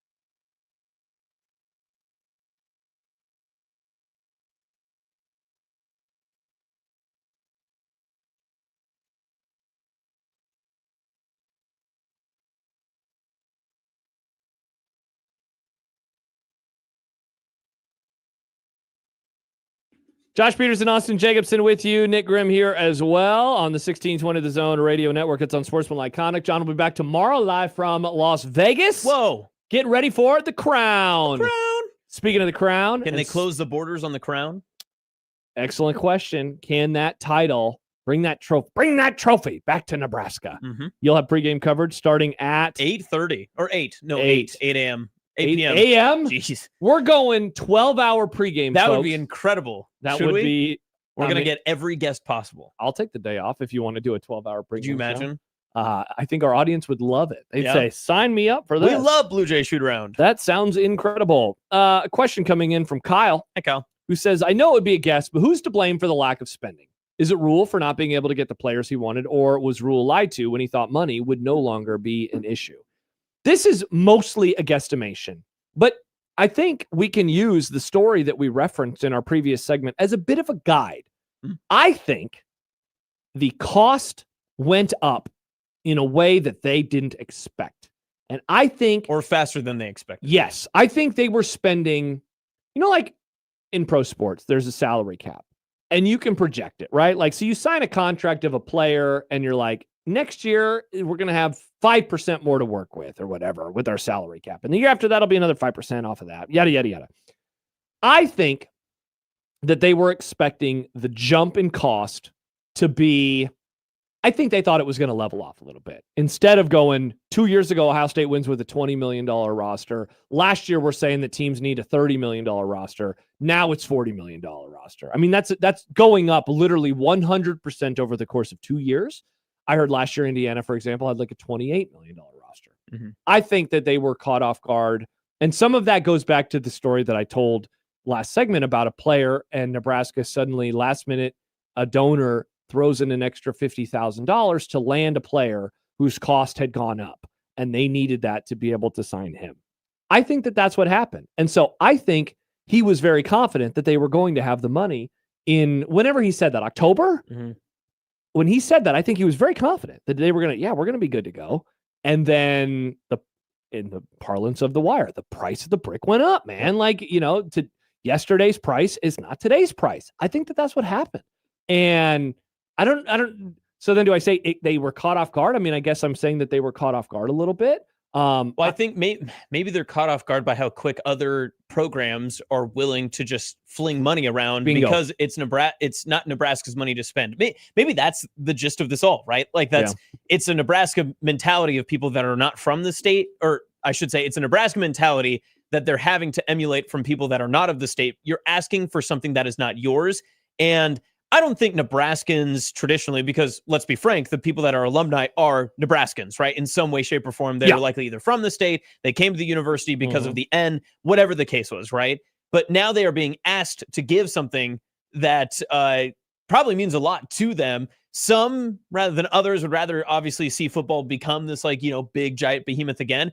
But how many of them are there, right? And we talked a little bit at the very end of it that there's probably not as many as the other Big Ten programs and such, but yeah, I mean, it's a very confusing part that I think when you get down to the nitty gritty of it, it's just that there's crazier people at Auburn. There's crazier people at Florida. There's crazier people at Tennessee. There's more of them. And there's more of them that are willing to just be like, $50,000 to get who? Fine. And just throw it. They don't have to be convinced. They just get called and they say, sure. And they probably hit a button and it goes right to them. Alex and Lincoln text into the show, 402-951-1620, the Prairie Flower Casino Zone hotline. He says, John Walker had a nice analogy for basketball, comparing Kalk, as in Ryan Kalkbrenner, making $1 million his last year and what a similar player was in the portal today, $3 million. I mean, the quarterback then that came to my mind was Nico Iamaleava. Now, he was a high school guy, but the reports were that he signed a 4-year, $8 million contract. 5-star guy, $2 million a year. That stuff is probably a little pricier now. Yeah. All those. I mean, look, Carson Beck got what, 4 or 3, whatever it was. That's ridiculous. And broken up with. Yeah, and broken up with. And then Hoover goes to goes from TCU to Indiana. And it sounds like his number was quite high. Yep. I mean, look at honestly, look at a lot of the quarterback market. The quarterback market this last, as in 3 months ago, seemingly much softer than the previous one, and yet these guys are reportedly commanding a lot of money. And it makes an interesting argument because it just, you bringing up TCU just kind of popped in my head. Remember how crazy the Big 12 was this past year, and everything that happened was just so chaotic, right? Everybody was beating each other. There was nobody who was a clear definitive favorite, all that stuff, right? How how much of that is just because all of those schools are probably about the same in paying the same amount of money for all their rosters, right? Because their conference is, generally speaking, outside of probably BYU, maybe Utah, I guess, in there too, but definitely more BYU, but everybody was beating up on each other because everybody kind of had the same amount of money to spend. When you look at the Big Ten, you look at the SEC, and especially in the Big Ten, there are much bigger universities, much bigger alumni bases that are willing to spend all of that money to inflate their roster to make sure that they are much better than anyone that they play. It doesn't matter who, they just want to be better than whoever they're lining up against on Saturday. Yeah, and then Kevin says, how long can this last, and when will the bubble break? Because I think it will break at some point. I mean, we kind of hit on that a little bit last segment. I don't know. I mean, part of this, I always wonder, Austin, about some form of collective bargaining and if that is or will happen. And I mean, again, this is a problem that we could discuss it for like a whole week of shows, every show for 4 hours, trying to figure out exactly the machinations of how something like that would work. Because I don't know, but I think that is one way for it to happen. Otherwise, I don't know when it will burst. Because I think that, look, there was stories 2 years ago about donor fatigue when Ohio State was spending $20 million on their roster. And now we're 2 years later and the best rosters cost double that. So at a certain point, like, look, the cost of everything right now is much higher. And I'm not talking about football anymore. I'm talking about the price of gas, the cost of groceries, which is a fun new word, rent. I think of the home that I owned for 3 months a decade ago and how much my mortgage payment cost then and what my rent costs now. Yep. It's insane, the difference that we're talking about. There will be a breaking point. People can't do this forever. They can't. I don't know when that will come, though. One of my favorite parts of the 30 for 30 on Pony Excess about the SMU death penalty and everything was they talk about how the boosters of SMU, eventually it was their own game within a game, right? It wasn't about landing the player, it was about beating the other teams to get a player. That's got to be going on, right? With some of these big boosters that are at bigger universities, and they just say, oh, Nebraska can't afford that guy. How much money will it take to get him? Doesn't matter who the player is. Doesn't matter how much it costs. I want him because that's the rush I get from it. So if that's the case, and it's just, kind of a measuring contest in the bathroom, if you will, then if that's the case, then what it will be, Nebraska is going to lose a lot of those battles. And it's not to Nebraska football's fault. It's just how the institution and the university is primarily located. Speaking of Nebraska's football's fault, so I've been teasing this throughout the show today. Got an email last night from John. Now, this is not the usual John who chimes in, though. Certainly, they would handshake meme if they could become friends here. So I told you there were a variety of topics that this person hit on. We're only going to discuss one of them. Okay. Here was the first one that we will not discuss. Iowa is not our rival. So that was the first one. I know. I agree. The next one, I guess I can read this paragraph. The bullet point was Bigelow is vindicated. Let's hear it for Bigelow. Bigelow is in chat, by the way. Shout out, Biggs. Okay, so here you go, Jacob. The rant heard around the Husker world was spot on. Let's hear a replay this week, please, and give the man his flowers. Nebraska football was exactly as irrelevant as he pointed out last year, and basketball was definitely on the come. And this year proved that covering a relevant basketball program this time of the year is way more fun than navel-gazing a mid-hell football program. All right, so speaking of, here is the part of the email that I did want to read. Yep. Bad vibes, less than no vibes. I'm 100% in your camp. Apathy is real. I don't care. Save it for Thursday, please, John. My kids don't care. My diehard lifelong Nebraska football supporting family and buddies don't care. We're all P1, as John would say, and we don't care. I like you guys, so I'll keep listening, but I could give two bleeps about Nebraska football. First of all, John, thank you for tuning in, even when we're talking about the thing that you don't care about. Let's go back to the email. Josh, let's say we shock the world and go 8-4 this year. Who the hell cares? So we beat Iowa and Illinois, or we lost to one of those two, but beat an Indiana team that's a little down as Kurt Cignetti reloads them for his next run. We play in a different New Year's Eve/day bowl game against a top 15 team. Didn't we just do that? But we are still light years away from the playoffs. I don't give a bleep anymore, and it ain't coming back anytime soon, and certainly not until P.T. Barnum and his circus have been run out of town. Screw them. Oh. Further, I'm so sick of the entire operation of Nebraska football. The sellout streak is so hollow and obnoxious. I'm so tired of the same damn pregame show. Hey, 1620, the pregame is a great show. The tunnel walk, the idiot bussing boy fake hyping the crowd on the Jumbotron, the same production at every break of every damn game, and I'm 100 sick of the light shows. You mean 100 emoji? So someone else made this argument last summer, but that's okay. Okay. They aren't cool. Thunderstruck is the dumbest damn song to set that to. You can't move to it. You can't clap to it. You can't jump around to it. It makes us look like a bunch of headbanging hicks, and it's not fun to see the same damn thing every time. One paragraph to go. Wow. You know what?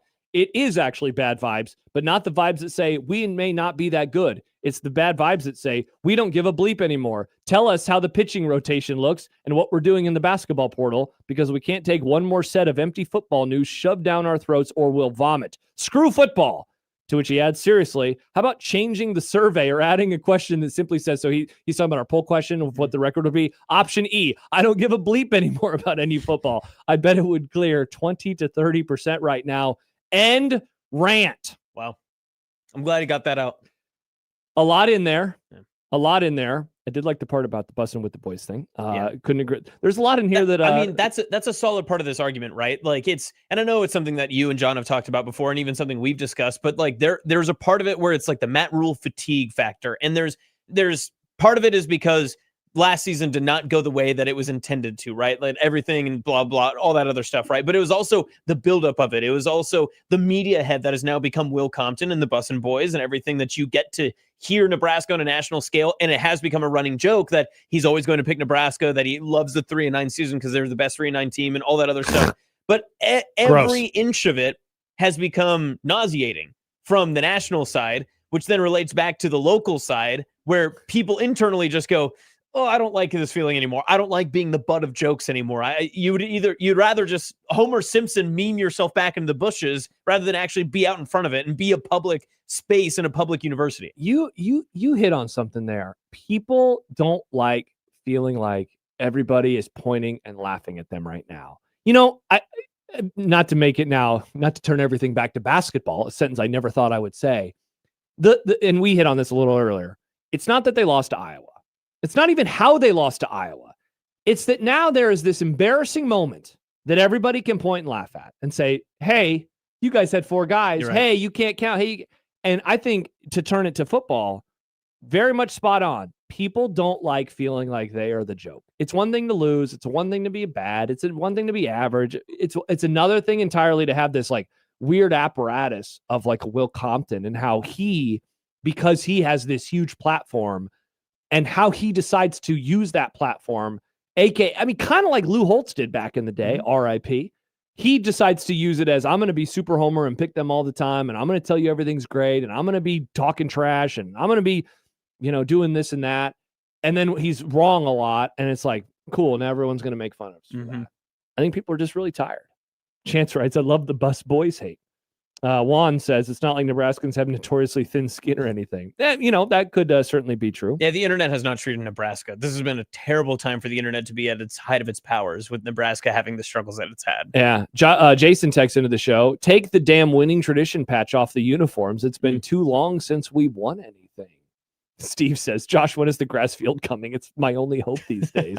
Wow, that's the thing that you were hoping for. That email reminded me of a conversation we had a little bit yesterday about the number of folks that were at the spring game. And, we don't need to have like a huge debate or discussion about this. But I did hear from one of our great friends of the Grum, Kyle, Wisconsin fan. He says, you, and parentheses, the media, can't tell us all the time about how different Nebraska fans are, then say, well, if other schools are down, it's okay.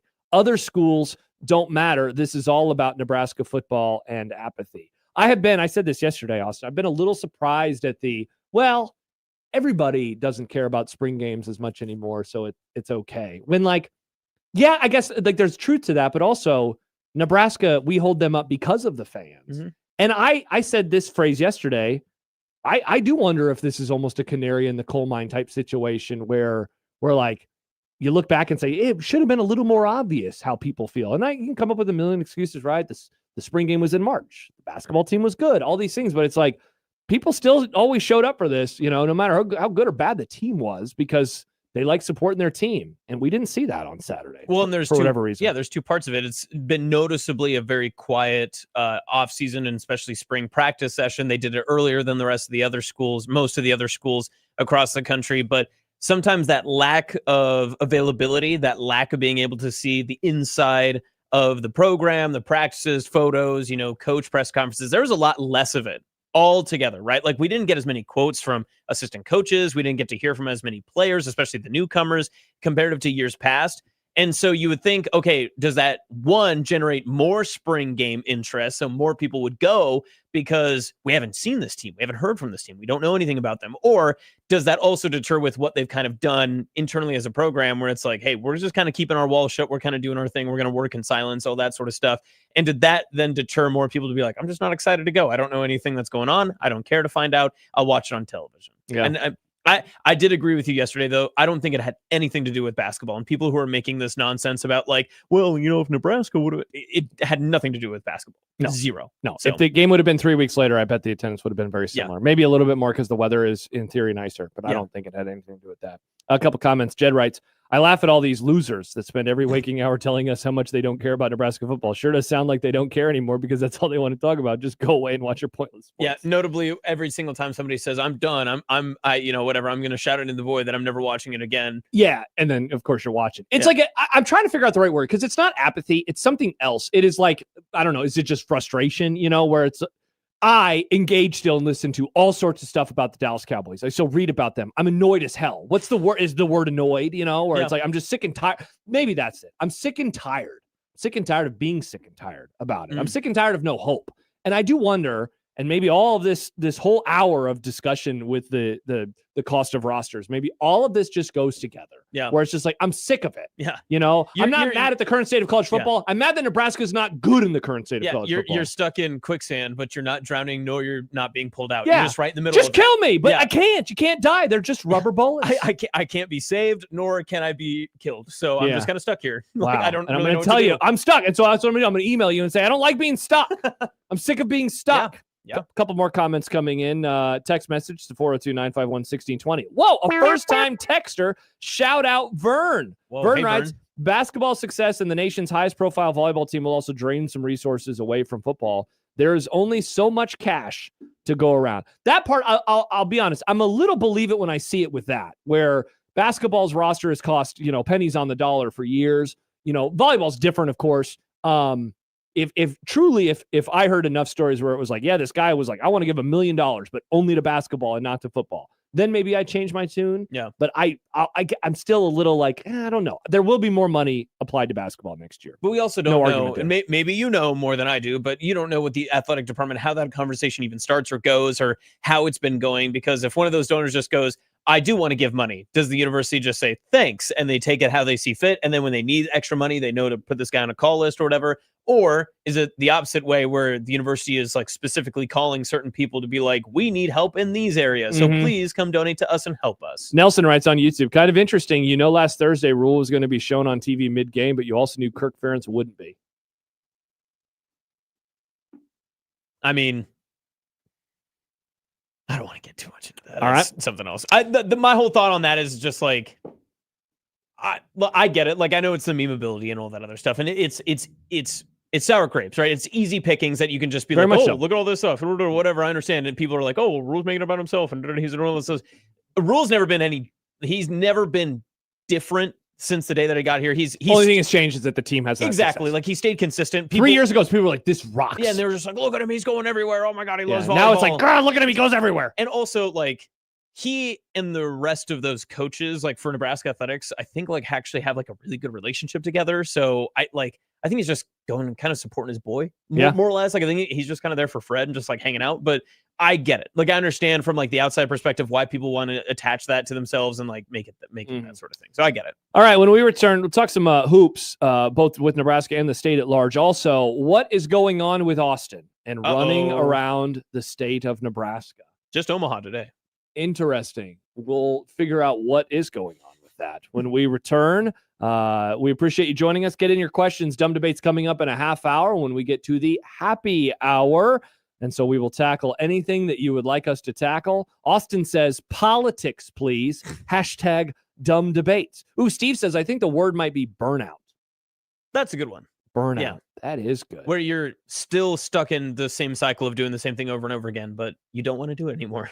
That sounds like me running after Boston. Very much burn out. Maybe you in a couple weeks. Probably tomorrow.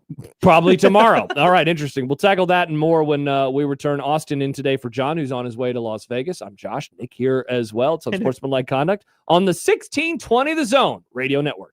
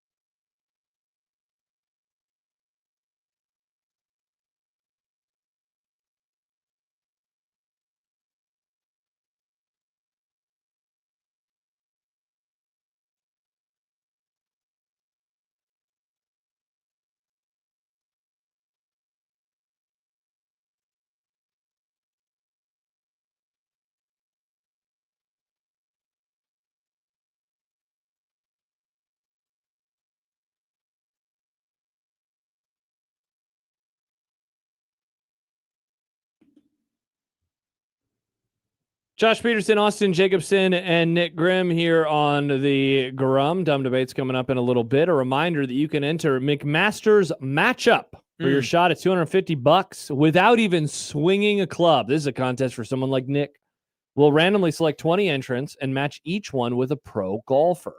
If your golfer takes home the win at the Tournament of Great Significance in a couple of weeks, you're going to score 250 big ones. I guess 250 big ones would imply it's like $250,000. It's not 250. It's 250 little ones is what you will win. That means $250, Nick. John's been calling it the Tournament of Green Significance. Tournament of Green Significance. That sounds good. Stay tuned to hear if you won. We'll randomly assign you the golfer the week of the redacted tournament. That is coming up next week down there in Georgia. Couple things real quick to clean up before we talk some hoops. Joel writes, I'm fatigued by it. It, I think, being Nebraska. Yeah. All right. Fatigued by it because all of the fan support, overproduction in the stadium podcast and the Palace or Palatial football complex doesn't help them win. Well, the good news is I'm pretty sure the podcast is dead. Is it dead? Nick thinks it's dead. I think it's dead. I bet he's banking a lot of them for the football season. See, I think he quit the podcast because he wants to give the perception that this is the season of like locking in and accountability. You know, and that was a big complaint that a lot of people had, like surface level complaints. Why is he going to concerts 2 days before the Penn State game? Stuff like that? Yeah. Good questions. Sam writes, Hi, Sam. I think I'm saying it's easier to moneyball a roster in every sport compared to football. And NU is doing that very well right now. It is. And we talked about that earlier, which honestly, this is a great entry point into talking a little bit of hoops because the season is now over. Nebraska lost to Iowa. Nothing memorable about the game. Nothing memorable. Just a normal run-of-the-mill loss. Yeah. It happens sometimes in sports. Sometimes a team wins. Not even the better team, but just a team. A team. A team wins the game. And we don't have to acknowledge what that team is. But I wonder, in all seriousness, given how much of the show now is focused on roster construction and spending money, and still wondering what are they willing to do or what are donors willing to do or hell, rev share. We barely even said the words rev share today, Austin. How much is Nebraska willing to do? Has this season changed things for the program, at least in terms of what you are going to expect them to do moving forward? I mean, at minimum, it at least tells you that it's possible, right? Because it didn't feel like it was some miraculous run. Yes, obviously, Nebraska had a dramatic finish in the Vanderbilt game, but they were already into the tournament. They soundly won their first round game, and they were in control, if not back and forth, in a second round game. And then in control, if not back and forth, in a third, round game in the NCAA tournament. So if nothing else, I mean, you're kind of looking at it and you're just like, I feel like this tells you, yeah, there's a path forward for Nebraska basketball to be able to kind of move this trajectory towards that direction. But I think the unfortunate part is, as obviously it is with any program, when your expectations rise, how do you handle when you don't match with the program or what the fans expect you to do, right? Because I don't know if anyone's going to look at next year's roster and just say, oh, they're going to make an Elite Eight again. They're going to be in the Sweet 16, which is for sure. I think you're right. And yet that will probably be for, maybe the casuals. They'll be like, yeah, got to go one round further. Yeah. Especially if Price and Frager are back. I think that there's going to be kind of this like, well, yeah, you got to go a little further if you're going to be better than you were last year. And especially if they get a couple of guys that they're talking to right now, there's some possibility that I think the hype train may choo-choo. Yep. People are going to jump on that quick. And I think a lot of people, now I'm not going to say like pump the brakes by any means, but I think you also have to go into perspective. One, the Big Ten is very good. Nebraska had a remarkable run to begin the year that set them up for a fantastic path to success. And at their backstretch of the season, when they really weren't playing all that well and they had a couple of losses that like make you cringe a little bit, they had all of this cushion success at the beginning of the year that helped them get through that. They're going to maybe be expected to say, okay, you can't have such a cookie cutter non-conference again. Definitely. You're going to have to That's what I want to see change. Yeah, you're going to have to schedule maybe some more teams that are going to put a little bit more bite into your schedule. And if you lose them, you lose them, but at least you you threw the towel out there. But if they get a couple of these guys that they're talking to, some other guys that have some interest in the program, that sort of stuff, especially when that portal window will open here soon, it's going to be very interesting. I'll be curious to know what the temperature is in Lincoln when it comes to how high of expectations it goes. Do you think that, is there a world like in a month and a half, 2 months, we say, okay, they actually are spending more money and it's obvious because of the types of players that they're landing? Like we're going to see 100%. Very quickly how willing they are to go into this new world. The thing is I think that there's a couple of players too that people will say, oh, well, this has an asterisk. This has like a caveat to it because of X, Y, or Z excuse other than just money. But I think that the main reason and the main driver will be Nebraska's success this year and proving that they are now serious about basketball, and 2, some of the money that is now refunded into the program. Text from the 402. Schedule the damn Iowa State home and home. Be fun. Yeah, that'd be really fun. I don't know if Fred would be interested. I don't think so either, because the other thing is too is like you want to make it a marquee matchup, and yeah, Nebraska Iowa State would sell all the tickets, but Nebraska could call Howard and they would sell all their tickets, right? Like it's not going to be an issue for them. What you would want is something almost like the BYU exhibition, where it's like who's someone we're definitely not going to see, or someone we're competing with for like regional. Yeah, that's what I was going to say. You're looking at geography and saying, yeah, why can't we play one of those teams? What if they schedule Tennessee in basketball? That would be a hilarious bit. And also exactly kind of what we're talking about. I mean, you get a marquee program, a name, and all that other stuff. And it's a great color clash at PBA. It'd be a lot of fun. Show the world that you're not afraid to play a team from the SEC. Okay, that would be legitimately funny if they were like, the football team's not doing it, but we're going to do it in basketball. That actually would be just unique. They just like go down the football list and they're like, okay, what if we just get Oklahoma every year from here on out? That sounds terrible. I don't want them to play Oklahoma anymore. I'm sick of them playing Oklahoma. Wow. No offense. Unless they do it on Black Friday. I'd be okay. Okay. Where was it at? There was a text that we just got from Alex and Lincoln. Give me all the basketball Kool-Aid. Here's the other thing. Hokie Skirt says Texas Tech. That'd be interesting because that'd be like quite the difference in clash of styles in terms of matchups that we're talking about. So here's the thing that I wanted to run by you. This season, is going to be viewed as, one of the most special season for Nebraska basketball ever. But I was wondering if, as the years go by, how we are going to view it in terms of the state. And I'll go like even before this year, just a little bit. I'll go a tiny bit further back. Austin, about a year ago, 13 months, the Mavs made their first ever NCAA tournament, right? So like that was a huge moment in time. So then you actually fast forward to the 25-26 season. So you look at Nebraska, 20-0 start. They rise as high as number 5. They make it to the dance for the second time in 3 years. They win their first game. They follow that up with an even, better win, and they go to the Sweet 16. And then nothing. We don't know what happened. It was pretty crazy, but what ended up going on. That alone, of course, is incredibly memorable. Meanwhile, also in this state, Creighton, a true changing of the guard moment for them. Now, the season did not go as well as, of course, they were hoping it would in Greg McDermott's last stand. They're going to play tomorrow night against Rutgers in the Crown. Let's see what happens. I certainly think that if there's a very viable path for them to get to Easter Sunday and play a little basketball and get you a pregame show on Matt's going to be, I don't know what he's going to be doing, crapping on church again or something like that. But like that's in front of them, and a change happens. And so I'm wondering what all of this is going to mean. Like, as we just discussed with Nebraska, I think everybody around here is like, let's go. This should be a regular occurrence. A good team that makes the tournament and challenges for, a Sweet 16 every handful of years. I think that's a thing. Creighton fans are not. I've heard from them this year. This is the outlier. And it has been over the last decade. This is easily the worst season that they have had. And it's really not even close. They've had years with way more injuries. Well, maybe not way more, but they've had seasons with injuries that still resulted in them making the NCAA tournament. And now they're going to make a change. And, everybody seemingly inside of that program believes Al Huss is like the perfect guy to take the baton and move their program forward. And so I'm just trying to figure out, and it's stupid to ask this question on April 1st. What is this going to mean? Not because it's April Fool's Day, because that's pretend. Right. But like, what does this mean? What has this season meant for basketball in this state? Like, it as someone who covers high school sports, like the last, 10, 15, 20 years, that you've seen this uptick in talent and uptick in ability, and it's shown itself in the college game. And now you have finally like the one thing that was missing from this area, they did the thing too. And so I'm just really curious to see, golden age, I don't want to throw that around so early, but if this was a blip for Creighton, like we're really looking at maybe some real special times in the state of Nebraska in terms of college basketball. And I do wonder what that could mean for the fans around here that are like sick and tired of the football stuff. Yeah, and contextually too, what's super interesting, and not to get super high school pilled on you by any means, but Class A went to Lincoln Southwest, the first time in 23 years that a Class A program from Lincoln won the Class A title for boys.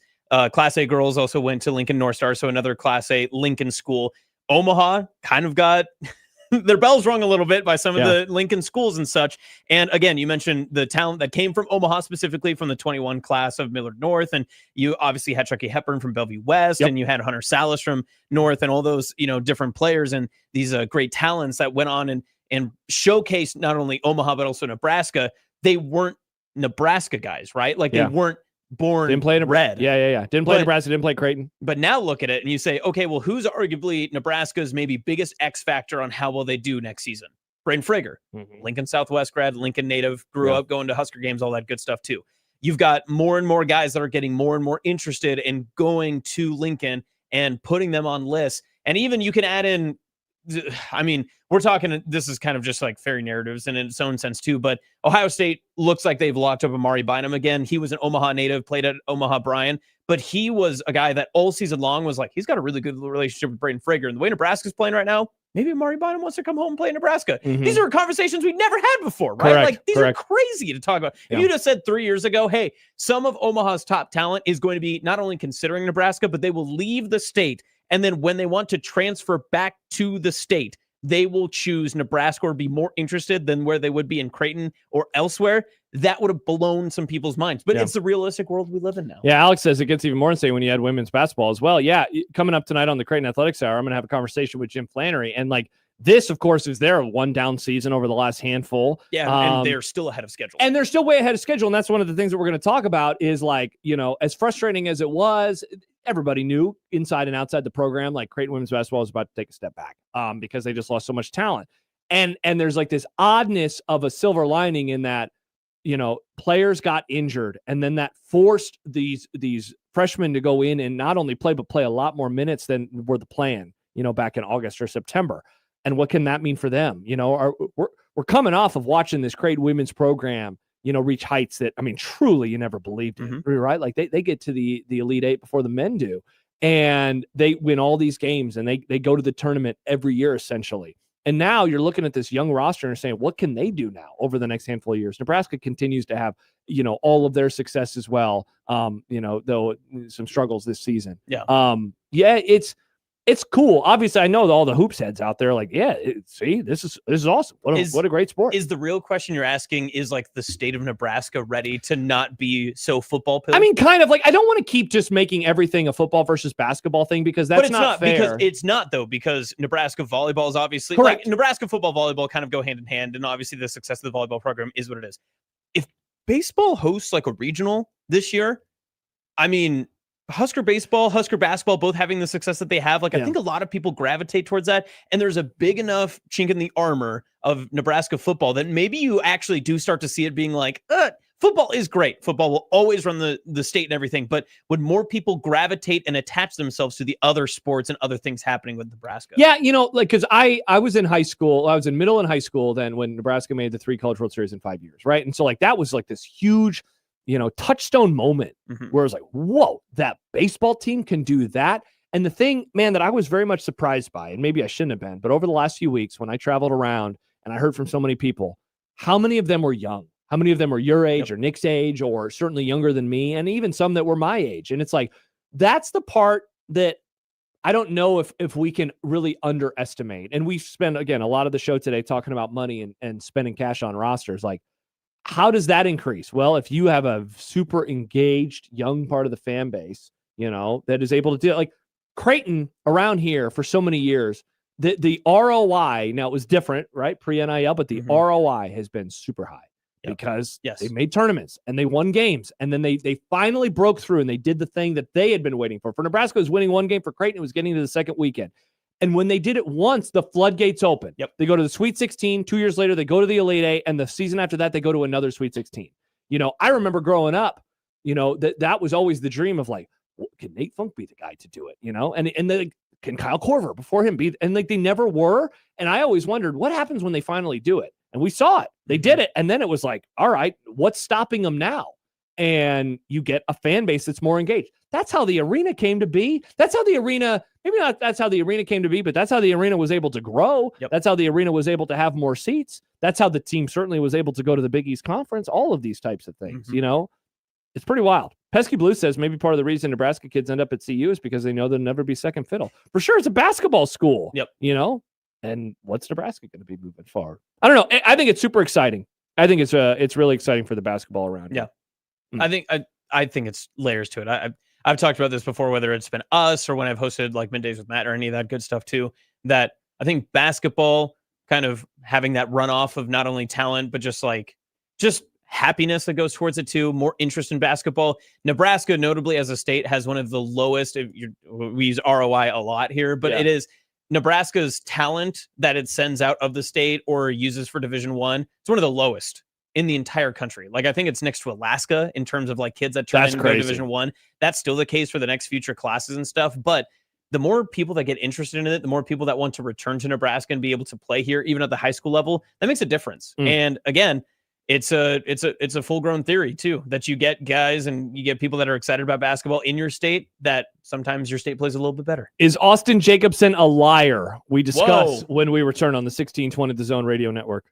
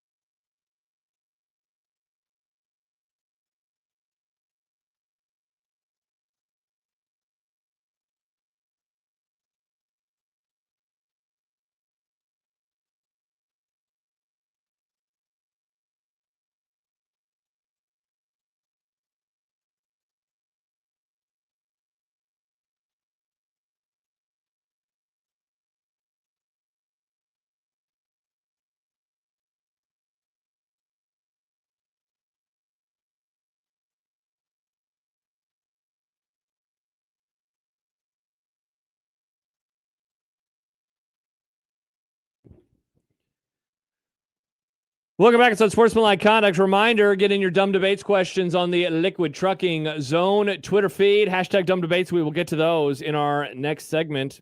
Lindsay reaches out. Hey, Lindsay. I'm a fan of Austin as your co-host on the Grum today. Lindsay, you're my number one listener outside of Platcat. Only today, though. Lindsay said only today. Oh, that's fair. Wow. Makes sense. Shout out to Austin Jacobson. What? I will give credit to the chat. They have been so professional today because this is the first time I've hosted in the past few months where the chat hasn't went, weird Austin's in today. I wonder where John could be. Oh, yeah. Everyone always thinks there's weird things happening. No, John's just traveling. Oh, man. We're doing... so we turned on the space stuff. Hell yeah. Nick was like, can we turn it on? And I said, Nick, the flight's not till 5:24. And he said, yeah, but there's pregame coverage. There is. They flew during COVID. Yeah. They were like, we got to get the hell off of this planet. Dangerous. They should not have. Were they masked for that? It's all talk about social distancing. Am I right, folks? Actually, yes. It's all. That's all a better sterile. joke than Doug's. So I turned it to CNN, and Nick got triggered because they were a minute behind the YouTube that he had been watching on his computer.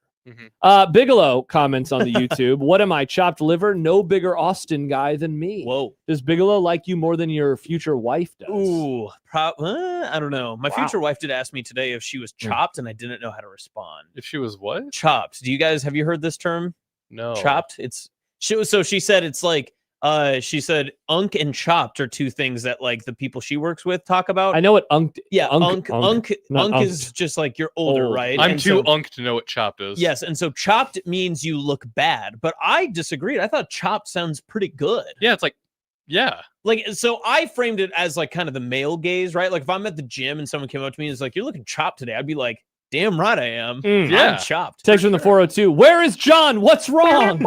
John's on his way to Las Vegas. Yeah, no, that's what's wrong, actually. John will be back tomorrow. John loves Las Vegas. I don't know if he's doing the show from the arena or the hotel. I can't wait to find out tomorrow. Okay, we'll get to dumb debates in a moment. What is happening with you? So you made some promise. You were one of those guys on the internet. If Nebraska loses to Iowa, I'm going to put a tattoo of, Nick's face on my face. First of all, why would you want to set up the stakes like that? You knew. Excellent first question. It's not like it was going to be a blowout. Everybody knew it was going to be a close game. Why would you want to risk that? I was one, supremely confident. Two, I was at a concert and I'd had 3 pineapple high noons, and I thought, this is a good time to say something publicly. 3 high noons later. After that, also, I was at the concert. Concert gets over. I look down at my phone and I just go, that was a bad idea because What did you say? For those who don't know, you made a promise. I said, if Iowa, and I said somehow, which was a bad verb to use. I said, if Iowa somehow beats Nebraska in the Sweet 16, I would run from Sydney, Nebraska to Sydney, Iowa, wearing a Hawkeye singlet, eating only corn on the cob. Okay. And that's a lot of that is qualifiers. a lot of qualifiers. Yeah. On top of that, too, the worst part was that I remember I did tweet it and I was like, this would be funny. Like my friends will see this. It'll be good. You missed it. And Nick, we're focused on Austin right now, not outer space. And instead, I immediately saw that it broke containment and then it got bad. And I was like, oh no. Yeah. I'm trying to find the original tweet from you. I tweet a lot. I'm sorry. Yeah, you do. Wow. There's a lot of, and you retweet a lot too. I'm going to mute one of these accounts so then I won't, I won't see it I know anymore. exactly which account that he is muting. All right. Yep. That one is now muted. That help you out a lot? Well, I should refresh, but then I'm already scrolled really far. Gosh. Kind of double committed. So how many miles is that first and foremost? 412 from the interstate down. So yeah, from the panhandle of Nebraska to just on the western ridge of Iowa. Also, okay, such a specific way to do it. I will do this wearing this, eating this. Like unnecessary. I guess that's the 3 high noons. Yeah. For 3 high noons, he had to mention 3 things. I will run and wear and eat. Very strange. That actually makes sense. The 3rd high noon is for sure only eat corn. Because I would never, if I were to do a bet, I'd be like, man, if the Dallas Cowboys don't win the Super Bowl, then I'll, fart. But I wouldn't be like, while wearing this and while eating this. Like, I just wouldn't, my mind wouldn't go into so many different places. You're a runner. You can't, you must know that corn won't do anything for you while you're running. I realize, honestly, the worst part of this entire bet, I've openly admitted, is probably just eating the corn. Like the eating the corn while running part is very bad. By the way, Trent and Lincoln quoting Nick, everyone knew it was going to be a close game. Me picks Nebraska by 15. Yeah, I did do that on accident. It was a bit. So you are not doing this because why didn't your reasoning was I have to work? I have a job. I am doing it, but I had to put caveats to it because the Iowa burner accounts were very upset with me because I wasn't lacing them up as soon as the game ended. Whatever. Sure. So you had to go to bed first of all. I don't know if anyone knows this, but here in this room, since we all work in sports media, we don't make a whole lot of money, so I can't like take a week off of work and just run straight. The other part is I did look this up. So people think that I didn't do my homework and my logistics. Friday morning, I woke up first thing and I was like, I got to figure out a way to do this because I thought I could do some good with this. And I also have a spin zone in my head that I can make it into. So two things that I said out loud that I was like, I'm not going to put myself into bodily harm or danger or anything like that. Boring. So, yeah, right. How dare I? And also, I can't take like a week off of work to just run from Sydney to Sydney. The issue actually was because I did look into being able to run like whatever the distance actually is. You can't run on the interstate system first and foremost. Somebody said running on the interstate. Who are you, Mike Eckler? Excellent. Good joke. Good joke. Nice. And then the second part is too, Nebraska actually designates part of its highways as like freeway systems. So there are certain highways that you can't run on because they're like designated as basically like huge lanes of public transportation. They don't have shoulders. They're not like appropriate to actually be on. And you can't run the exact distance because there's private lands you can't run through. So basically, I would be like jagging my way across like all of this landscape. And I was like, I'm not going to add on like an extra 90 miles. It's like Lord of the Rings. Yeah, you don't want to get in trouble. Yeah, Definitely not. I mean, maybe he could, though. Maybe that could have been his fourth qualifier. Yeah, dang, I could have. You should add that fourth high noon. So what is the plan now? So the plan is I'm going to run the distance of 412 miles. Are you going to do it while eating corn and wearing an Iowa singlet? The Iowa singlet is being figured out, which, by the way, it is not an Iowa singlet. It's a Hawkeye singlet. And so, yeah, of course, I had to make that different distinction in the two. The corn, yes, the corn is proving to be a lot more difficult because it's really hard to run. And also, corn on the cob is not in season. Somebody just said that, yeah. Yeah, so that made it very tough. What my new goal is because I know people will be coming at my throat. No matter how I do this, the throat boys. Yes, the throat boys. Well, no matter how I do this, people are going to be upset with me, right? Like they're going to be like, "Oh no, you didn't do exactly how you said." Whatever. I'm doing it in the parameters in which I think that I can, and the fact that like I said something dumb, I'm going to punish myself accordingly. I'm going to try to finish this at the end of the month. So I started today, trying to see if I can get 412 miles in 30 days and wrap it up. And that is how many miles a day? That would be a little over a half marathon every day. 13.7. So the most miles, I can like literally tell you to the exact number. See, this is why I was excited Josh brought this up. The most miles that I have ever run in a single month. As actually a marathon runner. As a marathon runner is 356.5. Yeah. Wow. So if you do this, you could qualify for Boston. You will run. They run fast. Let me find. So my friend Blake, who last week I believe ran 125 miles. This guy gets in his miles. His rolling average at this moment in time, year over year, is 4,785. So that's the type of runner that we're talking about. My dad just texted me, yeah, it was stupid. So what was the number again? Thanks for listening. You're doing 400 and how many miles? 412. Okay. So last month, he's a freak. He ran 524 miles. He ran. See, there are people out there. There are, but he has been doing this for years. Yes. You are going to destroy your body. Oh yeah, 100%. So good luck to you. Yeah. Now again, here's the other part. And again, like this is gonna suck for you. I'm gonna do my best to like get this all done. And I think it's twofold, right? Because like one, it sucks in my schedule. I woke up at 4 a.m. to go run 10 miles today, and I have to figure out how to get 3 or 4 more miles in to actually like match. You want to the stay pace. ahead. Yeah, exactly. So you don't want to get too far behind. But are you running slow too? Yeah. I mean, I was running like 9.5, 10 minutes. Just want to make sure like you're not destroying your body even more. No, okay. No. And so that's the other tough part about this whole thing as well, is that if my body just like starts to deteriorate, I will find like caveats and do like other stuff with it. What's funny is I presented this to like my coworkers and just said, hey, I did something dumb. I'm just going to like eat it. I think that this is the way that I can personally break the curse against Iowa, because the thing is if I allowed this to like linger and sit and I was like, oh, I made this bet and I never fulfilled it, Nebraska would go on to lose and people would point the finger at me. So I have to be the person who overcomes my own dumb and sees what we can do to be able to make some good out of it. Matthew says, don't be dissing on those 9.5 mile average runners, bro. Yeah, that's a great point. You don't have to say only 9.5 miles. Yeah. I'm hoping that you. But to be fair, I do a 15-minute mile on a good run. Very good point. But the reason I say it like that is because when I've run like the half marathon or the halves, I usually average about 7.5 minutes. So I make it a little bit. Mustache Adam, these are all just excuses. Imagine the impressions. Yeah, impressions. You're getting content out of this, right? I am making some content out of this. The whole reason, and I am, to be completely frank, the reason why I'm doing like some recordings and stuff, I'll put some stuff together to put out. I'm doing it mostly so that way I want to be able to raise some money for like the wildfires and everything that's going on in Nebraska. So that way we can link it too. Because if I'm going to be really dumb and I'm going to put myself through this, I don't need to benefit from this in any way. I'm obviously like destroying my body to do this. But if people are going to see it, people want to make fun of me, at least donate to a good cause. And so we'll do it that way. And hopefully some people see a link and can be able to help out people that need the help in central and western Nebraska. Now, you know those office treadmills? They're just like the little, just the pad and then you can plug it in. Would you consider getting one of those and then you could maybe get like a couple miles in? Yeah, so that was one thing that I considered, and I'm using Strava, obviously, to be able to record my distance and be able to show people like, okay, here's where I ran and all that other stuff. I am trying to avoid using treadmills because then I can't post that and people would just have to rely on me being like, I was on this treadmill for this long. Live stream the treadmill. I could. And I know content. I know people would be somehow upset with me. They're just like, well, he didn't actually run it. There's no way to prove Well, that. and honestly, and we got to go to break, but one of the best parts about this is that it is April. And so this is like a pretty good time of year for running. You know, you'll have some rain and stuff and maybe some thunderstorms, but this is way better than having to get 400 and whatever miles in January. Yeah. Because you would have to do a lot more treadmill miles. Exactly. Good luck to you, Austin. Thanks, man. This Good is luck. going to be really, really hard. D-Lo, who will be the new fill-in when Austin dies next week? Excellent questions. Mike brings up a good point. He says those nipples are going to be chafed. Oh, What's your nipple protection sitch? I have never had in all my runs, and I did finish my first marathon last year for the Lincoln Hell Marathon. yeah. I've never had that issue. Never been a problem for me. That's so, wild. Yeah. So I don't know. Maybe I just have impenetrable nipples. Get some pasties. I could. All right, when we return, it's time for Dumb Debates. If Austin's not being dumb enough, thank you. Well, it's time for Dumb Debates. We got some great questions coming in. Plus, Nick will be keeping track of outer space.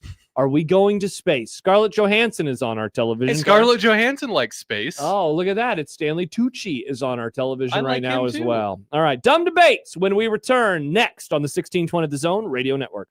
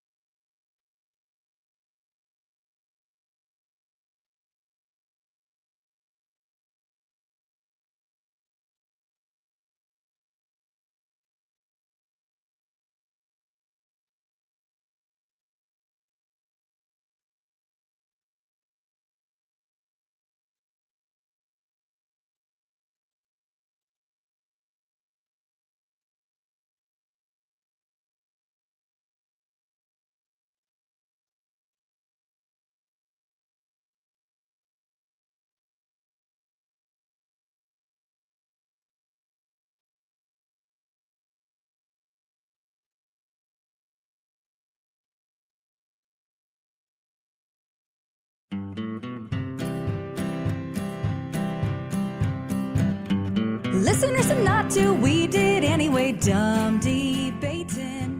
John's computer sucks. Macs are the only way. Dumb debating. Fullbacks are running backs. Hamburger steaks. Josh is too dumb to eat a cupcake. Mailing a base. Does John like Nebraska or Creighton? Just three radio hosts on air. Dumb debating. Down for the pylon or give up on the plate. Dumb debating. Millennials are great and old should go away. Dumb debating. Rarely do we find any common ground. Josh wants his food to be the best around. Even if it gives him fatal flatulation.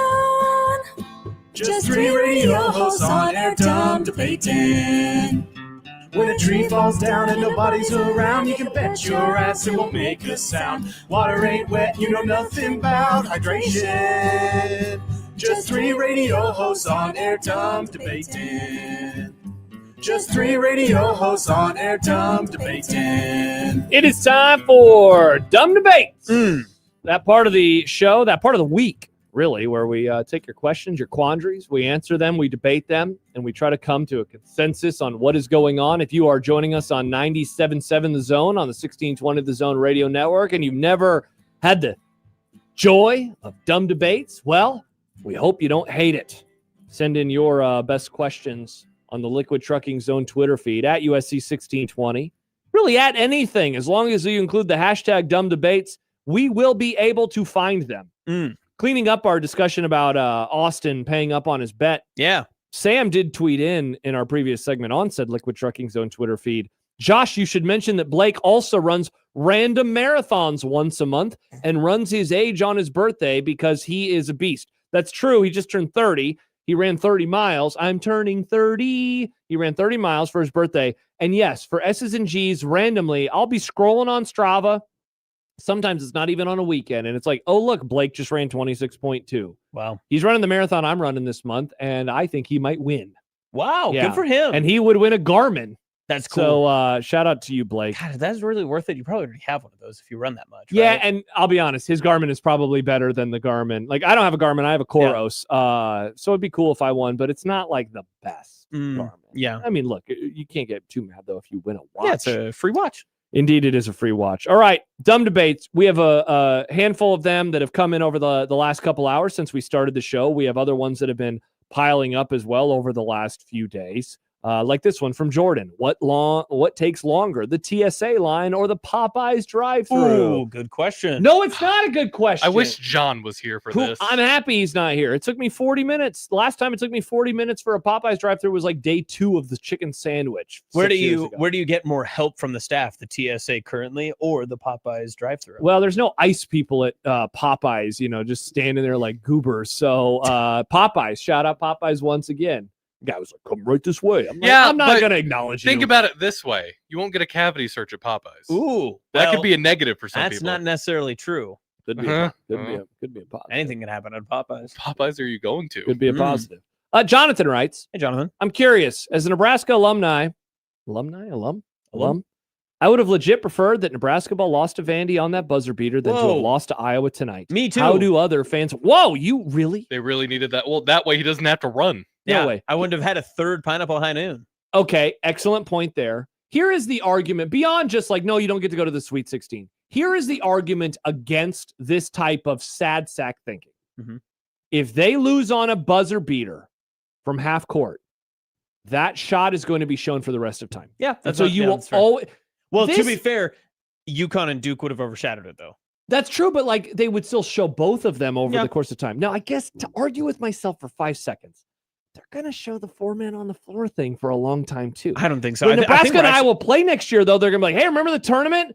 4 on the floor. It's like Boar on the floor, but with 4. I feel like the only people I've ever heard bring up 4 on the floor are Nebraska people, though. I agree. I don't think I haven't seen Creighton Iowa people have been people doing it in our mentions all week long. Yeah, those are Creighton people. They live in Nebraska. They live among us. It's been showing up in the at USC 1620 mentions all week long, Nick. All week long. I kind of agree with you, Nick. I think that the 4-man on the floor thing, specifically when the Iowa game rolls around, I think that it will be brought up again. That's probably more of a realistic thing. Wouldn't it be hilarious if Nebraska football has 10 guys on the field for one play? That'd be very funny. It would be funny. But yeah, no.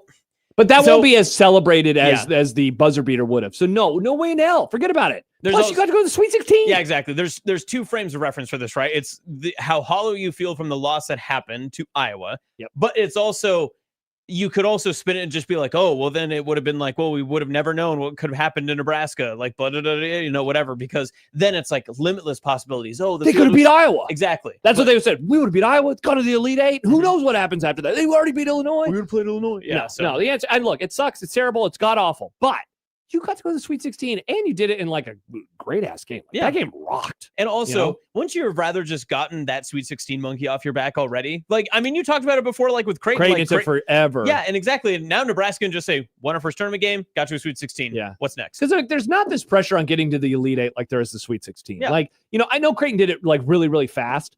And so maybe I'm speaking out of pocket here, but like if we're like 5-6 years later and they still had only made the Sweet 16, like I don't think people are like, oh man, they got to take the next step. Like, no, Nebraska's not a basketball school, and they got the thing out of the way. Yeah. And then they got the other thing out of the way. So yeah, I would agree. Speaking of hoops, Jeff asks, hey Jeff, if all basketball uniforms had to go back to either short circle Larry Bird 1980s or super baggy uniforms of the 2000s, which would you choose? Short shorts in a heart. Dude, thank you. This is such an easy one for Yes. me. The baggy stuff, when I see highlights of like Nick Boss Creighton era teams, I think they look ridiculous. How did they play? I don't know. As a runner, I don't understand how it's possible. Doesn't make any sense. Like I even the Ethan Rogge era Creighton teams, which is not that long ago. Like I love how I say Ethan Rogge, it's the Doug era, but I always think of Ethan. For some reason, when I close my eyes and think of that era, I think of the game against Villanova and him shooting 1 billion threes and making them all.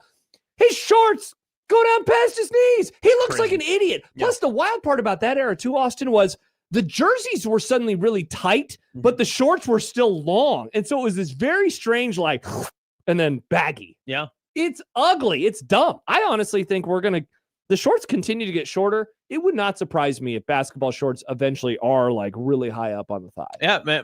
Listen, as a proponent of the shorter the short, listen, I'm all for it. I think that those are very fun, and I enjoy, showing off the thigh boards every once in a while. That's the thing. If you're a basketball player, you got, let's be honest, you got some great legs. Yeah. You want to show off those legs. More than likely. I want to see those legs. Let me see them calves. Nick, any thought? No, we're talking about quads. No, thighs. We're also not talking about cows like you would have in your small Iowa town. The cows were outside of, they were outside of the town. How would a cow wear shorts? How would a cow wear basketball shorts? Long ones. It's like the question, like the dog. When a dog wears jeans, do they have like do they have 4 legs in 4 pairs of jeans? So it's like really wide. Yeah. Or is it only on the back, or is it just like the butt down? I think it's on the back too. Like I think it starts around the udder area, and then it's just very big there. I'd agree. Yeah. You got to cover them udders. Do you think Nick Baugh has any of his old Creighton shorts that we could put on a cow? I hope so. Next time I text Nick, I was actually texting with Nick yesterday. Next time he reaches out, and who knows, maybe he's listening to this segment right now. Nick is a big time friend of the Grum, and we appreciate that. Nick, if you're listening, do you still have any of your shorts that we could put on a cow? Yeah. Okay. I wasn't asking that, Nick. I just want to know if you still got those shorts, because everybody hangs up their jerseys. Yes. Should people start hanging up their shorts? Whoa, that's a great argument. It's like, man, I went to lot. Nick's house and we were watching football, and he showed me his, trophy room, and there was the shorts. Yep. Like that'd be cool. The only unfortunate. What's the argument against using the shorts? Against hanging the shorts? Butt sweat and brown marks. Excellent point. Wipe. Have you thought about wiping? Well, I mean, to be fair, it's not like if they're in there, you can't really get them out, OxyClean. I guess. Sam writes, and Sam is one of our great Creighton listeners, Nick. Hi, Sam. And sadly, one of our great Packer listeners. Losing on a miracle buzzer beater would make Nebraska fans torture themselves about the second half fade. 4 on the floor got the full every segment on ESPN treatment the next day. You get to pocket the Vandy game as a fond memory for the rest of your life. Excellent argument in favor of winning that game and then losing to your arch nemesis. And it's also, not even close. Also, like, wouldn't you want as much success? Like, if someone told you, you're like, hey, you can either end your season, and it doesn't matter how you end. You can either end your season in the round 32, the round 16. You would always pick the furthest round. Like, you'd always want the most success. If somebody asked you that question, you'd say, what do you know that I don't? What's about to happen? Am I going to get shot in the face? Jeez. Which that's what the Iowa game was. 4 on the floor is getting shot. I didn't feel shot in the face from the Iowa game. Yeah, interesting, Nick. Can we do the one that I proposed at the top of the show? Yeah. Which one was that? Email has existed forever. Since the dawn of human existence, we've had email.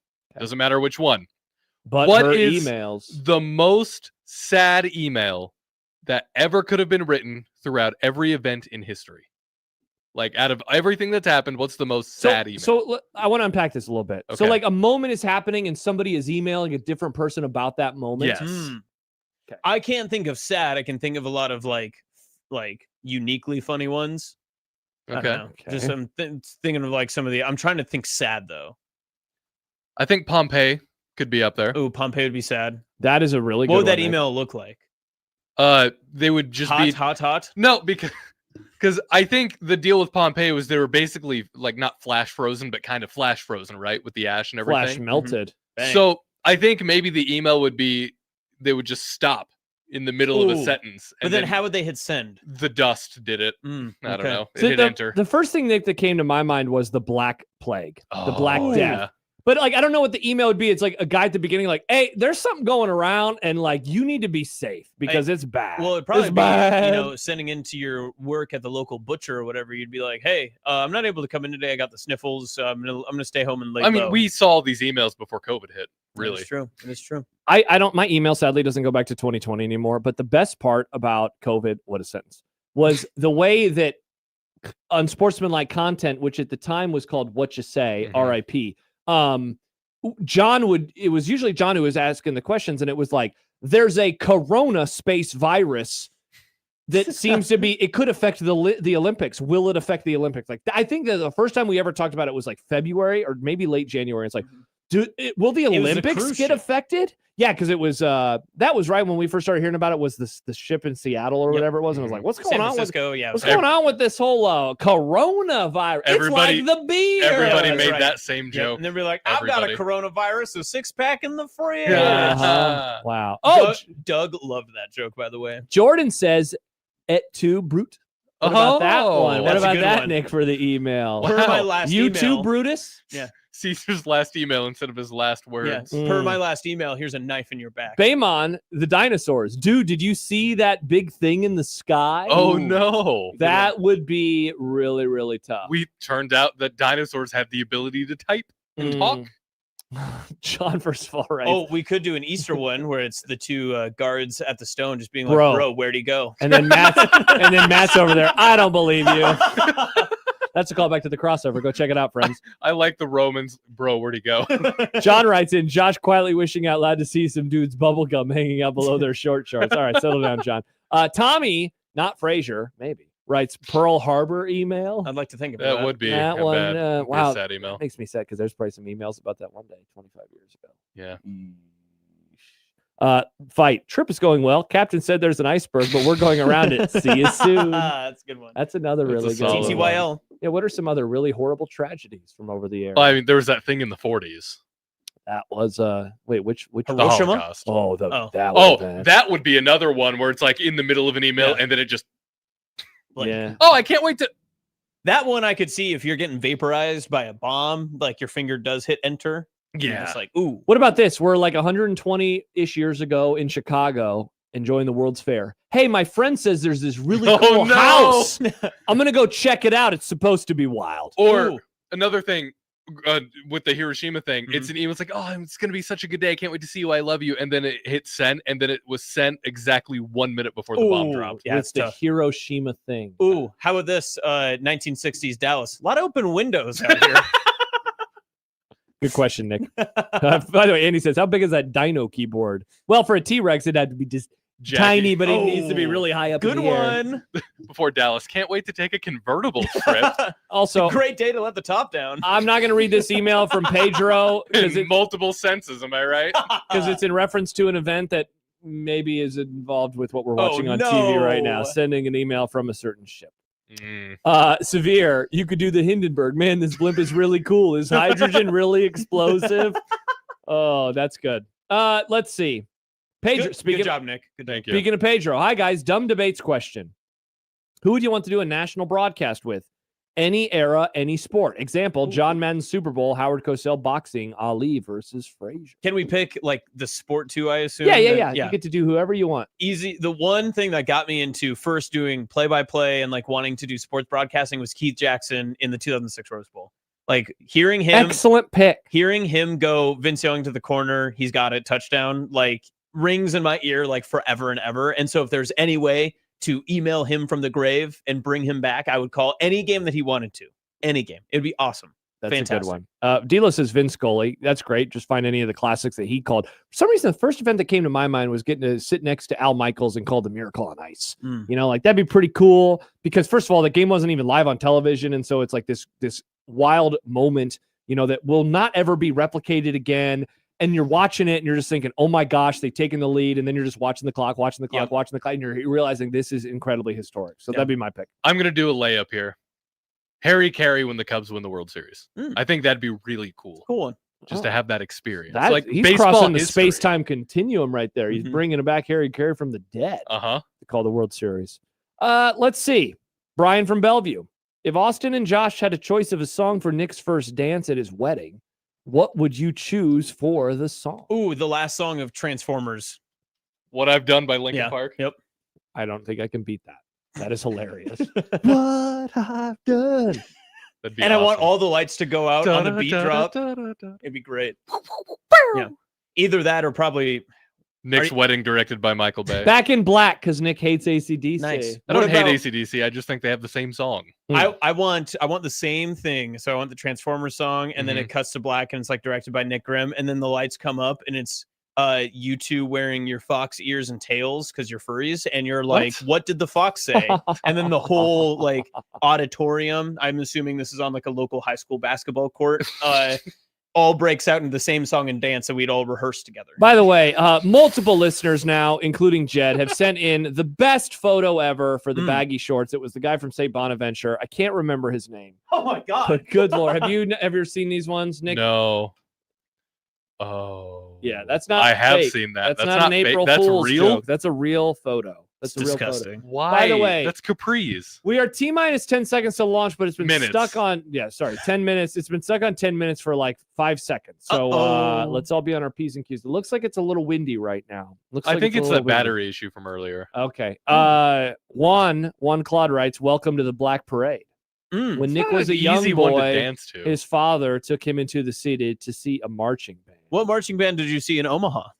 I didn't grow up in Omaha. Well, because you went into the city. That's what the song said. Oh, that's true. Well, I mean, the city to us would have been Carroll, Iowa. That's not they have city. a Walmart. That's a city. That's a town. If you have a Walmart, you have your city. No, town. Now, we asked the question about which sporting event. John has taken the email a little differently, but we'll read it anyway. Okay. Or the prompt, rather. John texts in to 402-951-1620, Paris Flower Casinos on hotline. Chance would want to be a child with excellent hearing, sitting in front of President Bush, reading at his school when the whisper comes. Is Chance hanging out right now? I hope. Yeah, he's Chance is here. He's Chance is going to very much enjoy I that. like how Nelson84 says Tom Brenneman during the infamous Castellanos Oh call. my God, yes. Actually, so I would also pick the oh no disaster. What a bad idea! That'd be a fun would you one, too. like? That'd be cool because you're like, whoa, this is going to become a meme. This is a moment. Wow, It's a moment in time. that's a pretty good one. Chance writes, hell yeah, let's go. Awesome.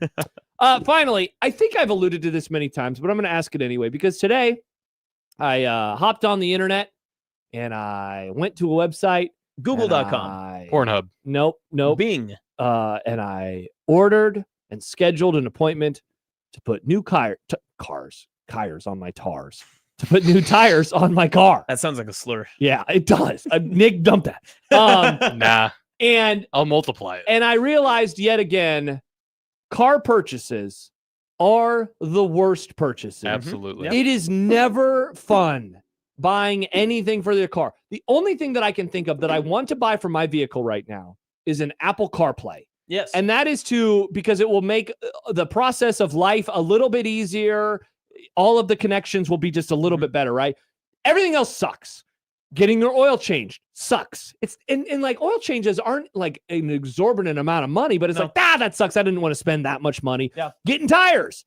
I didn't want to drop that much money on tires. Tires are one of the worst things because they seem more expensive than they need to be. But yes, but you need them, you do. know? And so most cars do need tires. Is there You need tires, you idiot. Is there a more annoying regular purchase? I mean, honestly, I guess people would say like gas also sucks. Because you do need gas to get places. I also do think like the long-standing appointment that you scheduled, and this is except haircuts. Go in there Monday. I love a haircut, but like going to the dentist, or if you have, if you have like a physical or something like that, like an appointment that you yourself scheduled like months in advance, and you just left that appointment and now you're moving out and you just paid for it, that doom and gloom purchase that's coming down the pipe is the worst. Like I went to the dentist like I think a couple weeks ago, and I remember that just like hung over me like a cloud. I was like, oh God, I don't know if I can do this. I don't know. I don't want to. Yeah. Andy says, good thing prices haven't gone up. That's true. That sucks. Thanks, Andy.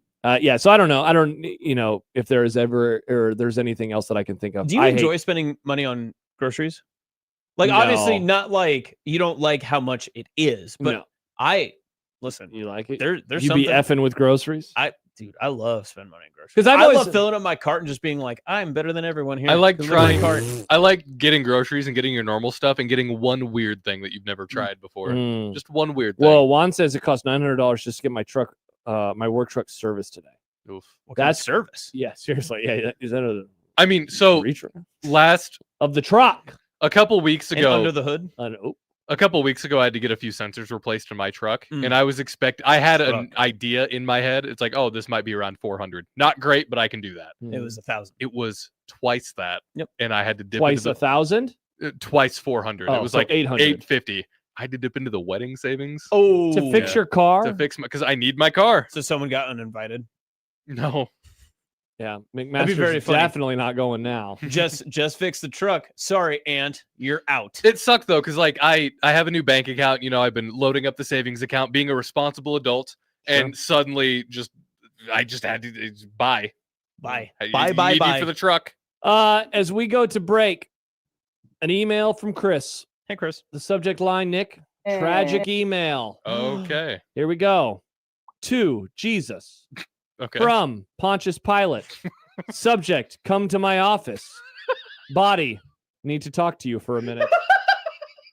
In fairness to Jesus, he knew what was coming. He knew what was going on. It had been prophesized. He had been told before. He knew what was and going on. That was incredible. And there was Matt McMaster on Palm Sunday. Yeah, get that guy out of here. No, that almost makes it worse though. It's like when you have a feeling you're gonna get fired, and then you get that, you're like, okay, I'm for sure getting fired. Yeah. It's like he knows, like, okay, I guess it's happening now.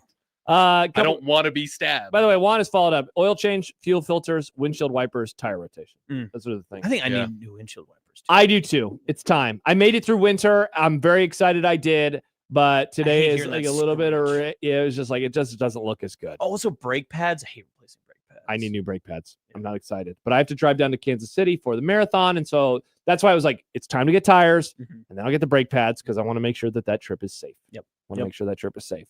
Dumb Debates was very safe. We appreciate everybody for joining us. Send in your questions for next week. A reminder, we've got you covered for the Omaha Supernovas. They are hosting John's favorite team, the Indy Ignite, coming up on Saturday at 3 o'clock.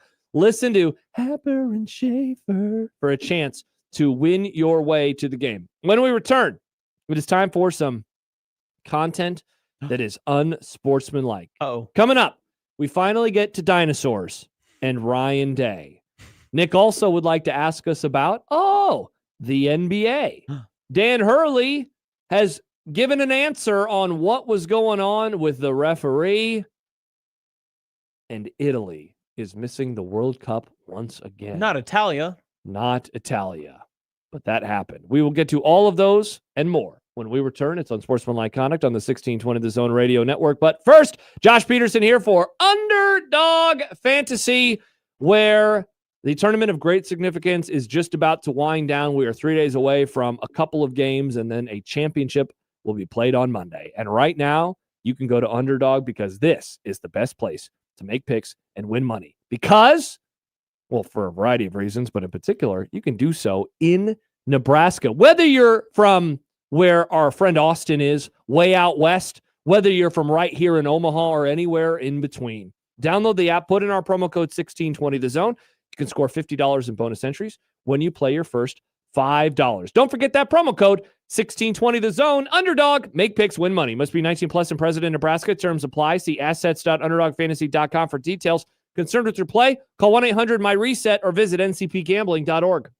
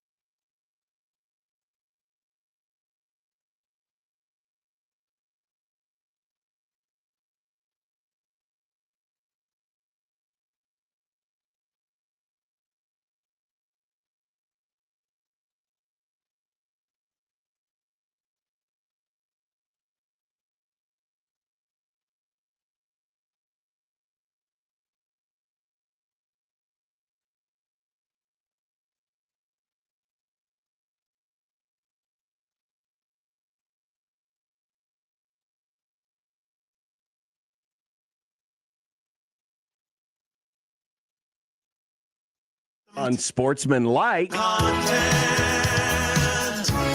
Unsportsmanlike content. Unsportsmanlike content. Content that's unsportsmanlike. All right, friends, it's time for some unsportsmanlike content. Sam, by the way, reminds us that the other thing that we got during COVID was the alphabet playoff. We did have the alphabet playoff. That was fun. And let's see. Oh, he says he's making Grim dance to the Robin Wash It segment intro. Wash it real good. Oh, speaking of Robin Wash It, did you see he just tweeted that Price Sanford played the second half of the season with a hernia? Oh, wow, really? Incredible. Whoa. Interesting. Yeah. Pay him the big bucks. The countdown is on. Nick is going to be distracted in 7 minutes and 2 seconds. So we'll try to make sure that he asks the question before that, and we'll give nice, lengthy answers in the segment that we call Sportsmanlike Content. Nick, take it away. Ryan Day is comparing college football to dinosaurs.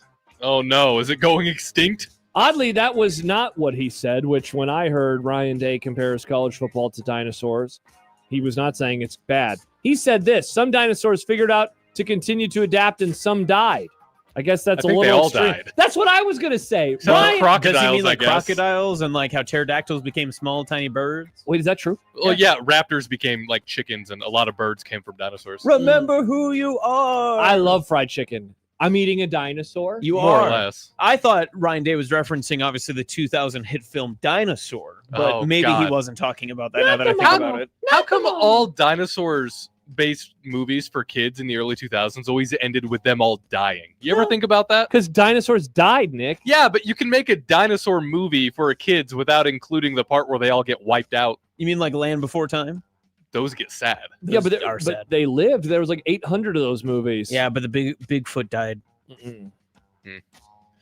Oh, Alex Lincoln says, is Day comparing Holtz to a dino? Oh, Yikes. he did. Funny comment, though.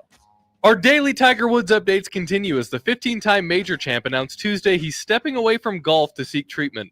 Do you think we'll ever see him back on the golf course? So you know what's funny is actually we will, because it's not like he's like in jail right now, right? Like he's totally. It's going to be totally his choice. Did you know he's opening up a golf course like under his own name next to Augusta like next week on Tuesday? He will be physically. Are you sure he will still be there? I mean, he says he's going to a treatment facility. But why wouldn't he be? What if the Because treatment- I don't think he can now. After this, I think he's got to stay away for it. He's got. You can't be like, I'm going to a treatment facility. I'll see you in a week. Well, we also have this weird. I don't know how into the golf commentary you are on this though, but there's a lot of people that are like, oh, it doesn't matter, like Tiger's just Tiger, like blah blah blah, this is just what it is. And like there's more people who are rational about this and saying like Tiger needs a lot of help. Like there's a lot of people that are enabling Tiger and Tiger's enabling a lot of this activity, but there's a lot of like golf like diehards that are just like, oh, it's just Tiger Woods, he's just gonna do it. Man, you're probably right. Like there's a part of me though that thinks that we're never going to see him golf again. Yeah, there really is. He's obviously got a ton of issues. You're probably right. Are you saying as if he'll never play again, or do you think he'll never like show his face? I meant, yeah, like we're not going to see him golf. Like we're not going to see him compete in a tournament. Yeah. No, I agree with you. And honestly, like they're going to have to do so much like rehab on his name and his image and all that other stuff, and to make it feasible for him to reappear at some tournament event. But inevitably, I do think that will happen. The other thing too is, I mean, he's way past his prime now. Yeah, I think it was Belmonte Jones who was talking about it. He's doing charity work the past couple of years. This week, and it's like people still talk about him like he's going to show up at the Masters and win. He was like, we weren't pining for Jack to play at Augusta in like 94. Like, man, maybe Jack's going to win. It's like, no, everybody had moved past that, and yet Tiger hasn't really gotten that treatment as much. Mm-hmm. Writing about UConn potentially leaving the Big East again, Stuart Mandel said, personally, if I were UConn, I'd stay where I am. Why mess with a good thing? But a Power 4 invite, especially from the ACC, would likely prove irresistible. Do you agree? Yeah, I mean, they were really kicking the tires on going to the Big 12, and what the Big 12 offer never came for them a couple of years ago, or a few years ago, however long it was. It's wild, man. They won 2 titles in the last handful of years since they rejoined the league. They are 2 wins away from winning their 3rd title in 4 years. They won 1 when they were in the AAC, but their successes have, of course, come in the Big East Conference. Mm-hmm. They are a program that is able to rise, it seems, above the football money and putting football as high as possible on the totem pole. It's incredible. That said, I mean, if it's a conference like the ACC, they could play Duke and they could play North Carolina. Like that, in my opinion, is less weird than going to the Big 12 where you're playing, those schools. That said, though, the ACC does have Cal and Stanford and SMU, so it's not like geographically it'd be perfect. Yeah, but I mean, in the sense of a basketball school wanting to join a basketball conference, I guess the ACC makes sense if you were to leave the Big East Conference. But the Big East, I think, would make some sort of dramatic power play to keep UConn, because imagine the Big East without UConn. That's a really tough pill to swallow. It would be a game changer in a negative capacity. Yeah. 2.5 minutes until launch. Nick, probably your last question before we're headed to outer space again. Dun. Lane Kiffin is preaching patience. We have a lot of work to do. I said that the first day that we got here. Now that we're into practice format, things don't happen overnight. It takes a lot of work to get a program to an elite performing program level. We're making some first steps, but there's a lot of work to do. His roster reportedly cost $40 million. Is he allowed to ask for patience? Well, he also said that he had to stop like 60 fights or something like that in their first day, or maybe 16. I can't remember. It was a 6 number. It was somewhere around there. Maybe Either it was way, 600. Whatever it was a high number of fights, and he had to tell the team, hey, we don't do that. So what the hell was going on with these guys who are worth $40 million that are clearly transplants from not the LSU program from a year before that brought them all in to fight each other? That's what I don't understand. I think that this is the one big caveat with Lane Kiffin, is that he is a great evaluator of talent. He's great at using the talent to their highest potential. But sometimes in those critical moments, there are plenty of chances where his teams have faltered because of mental errors, mental mistakes, or because of his own basically alter ego or overconfidence. That could happen tenfold at LSU, and it could be a complete atomic nuclear disaster that happens in Baton Rouge if they don't figure it out. One says 67, or was it 6-7? Maybe there are that many fights. Yeah, you can't. Come on. You can't ask for that with all the money that you are putting into it. Nick, hurry, get another question in. Luka, you know the one, had his third straight 40-point game on Tuesday, lifting his March scoring total to 600 points, joining Michael Jordan in the 87 as one of the only players to reach the mark in March. He's also one of only 10 players to score 600 points in any month. Will this mean anything for LA in the playoffs? Great job, Nick. 49 seconds until liftoff. We can take it from here. The Lakers, 15-2. Not the whole segment, Nick, just this question. They finished the month 15-2 in March. They are not going to win the West. This is obvious because the Thunder are better, and I think the Spurs are better too. I think they are going to cause some problems, though, and be a huge pain in the keister to somebody at some point in time. Go Lakers! Well, I mean, there's also the part of it, too, that doesn't even matter what they do, because, like, in the grand scale of this thing, it's one of those that is just like, I mean, in the grand scale, does it really matter what the Lakers are going to be doing? Because are they really going to upset the apple cart so much? That's why the NBA isn't as fun, because you don't have a team that can really upset a number 1 seed. You just hope that they can, and they We're going to outer space. By the way, Nick took out his phone a couple minutes ago, and it took me like 10 seconds to realize what he was doing. I thought he was going to record it off of the TV like an old person, and then I realized, oh, he's looking at the emails. Nick, are you crying? To read the question. Are you crying, Nick? I'm close. What is this black screen we keep getting? It's pan faster. Is that inside? There we go. Here we go. We're to going space we go. To not go to the moon. We're going near the moon. It's basically the moon. We're going near the moon. When I go home today, I will go near Popeyes, but I won't go to Popeyes. Well, that was a very scary visual glitch right there on the screen. That really freaked me out for a second. Isn't it wild how it starts and they're in daytime, and then eventually it's going to be really, really dark because then they're in outer space? Yeah, that's how that works. What time zone are they in on the International Space Station? Pacific time? It's a good question. They're probably on Greenwich Mean Time, right? I imagine they're on GMT. These nerds aren't going to the space station, are they? They're just flying around the moon. Chemtrails, Nick. GMT, that's just England time, isn't it? Correct. It's yeah. Greenwich. Are we sure this isn't Grok doing this? Excellent question, this Austin. Is very real and it's spectacular. Ooh, that's scary. That is weird. How long does it take to get to space, Nick? Depends on the rocket. I don't know how fast this rocket gets up there. Does it still take 3 days to get to the moon, Nick? Around there. Nick, what's the meaning of life? Nick, why is the sky blue? Nick, how did we get here? Nick, what does 6'7" mean? Nick, are those astronauts passed out right now? No, they trained to not pass out. I could do it. UConn coach Dan Hurley downplayed his bizarre interaction with an official at the end of Sunday's historic NCAA tournament victory against Duke, saying he thought the veteran referee was looking to chest bump me to celebrate.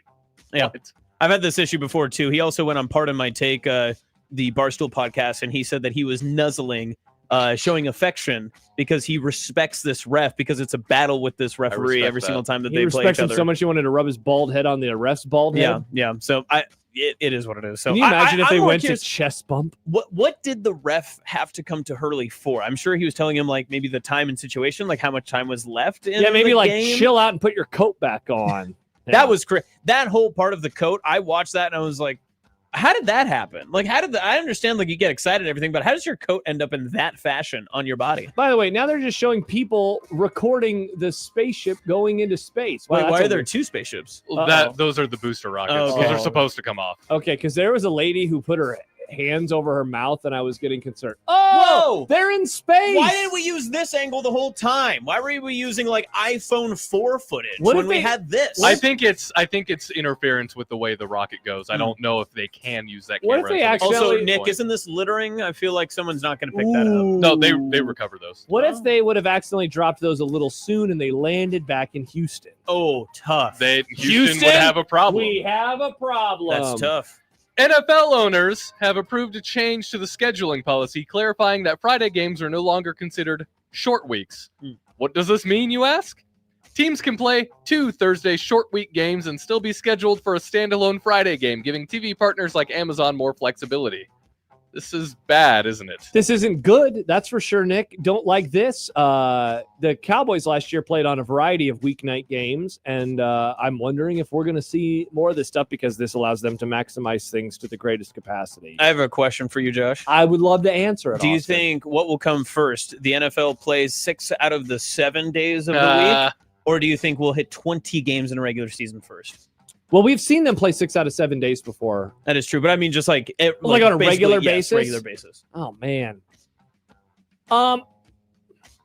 20 weeks, 18 games, I think is more likely to happen sooner because the whole days of the week thing is in part because of where where Christmas falls. So I guess this year Christmas is on a Thursday, which is a normal NFL day. And the reason that they're playing the Wednesday game is because they're playing over in Australia. Yeah. So that's a good question, though. Don't like it. Sad news for the country with our favorite accents. 4-time champions Italy missed out on a 3rd consecutive World Cup after losing in a penalty shootout in its playoff final Tuesday. With the loss, Italy becomes the first former champions to miss out on 3 straight World Cups, with none of the team's current players ever having participated. In the words of Mario, oh no! Obviously because I'm very depressed about this sort of stat, I think I'll bake a sheep pan lasagna and I'll turn it upside down and pour it out for Italia. I think I will also have Italian food tonight and just throw it on the floor and have it explode everywhere. That's the only way to do it, truly. We're in outer space. Thank Folks, God. We have made it. The glitching technology is glitching. Where are they going to land? It's hard to have internet up there. Wow, look, it's the end of Interstellar. Why didn't we just put like a internet? Why don't we just put like an internet modem on the moon? Is that what they're going to do? I think eventually, yeah. Unironically, that's going The to happen. Wi-Fi looks like it's better up there than it was in Houston Because- for me last week. Nice. Got him. The point of these moon missions is to eventually establish a base that will be a launching off point to go to Mars. Nice. Chance Do you writes, think Troy Dannon could put some Wi-Fi for the stadium on the moon? and he'd probably block it.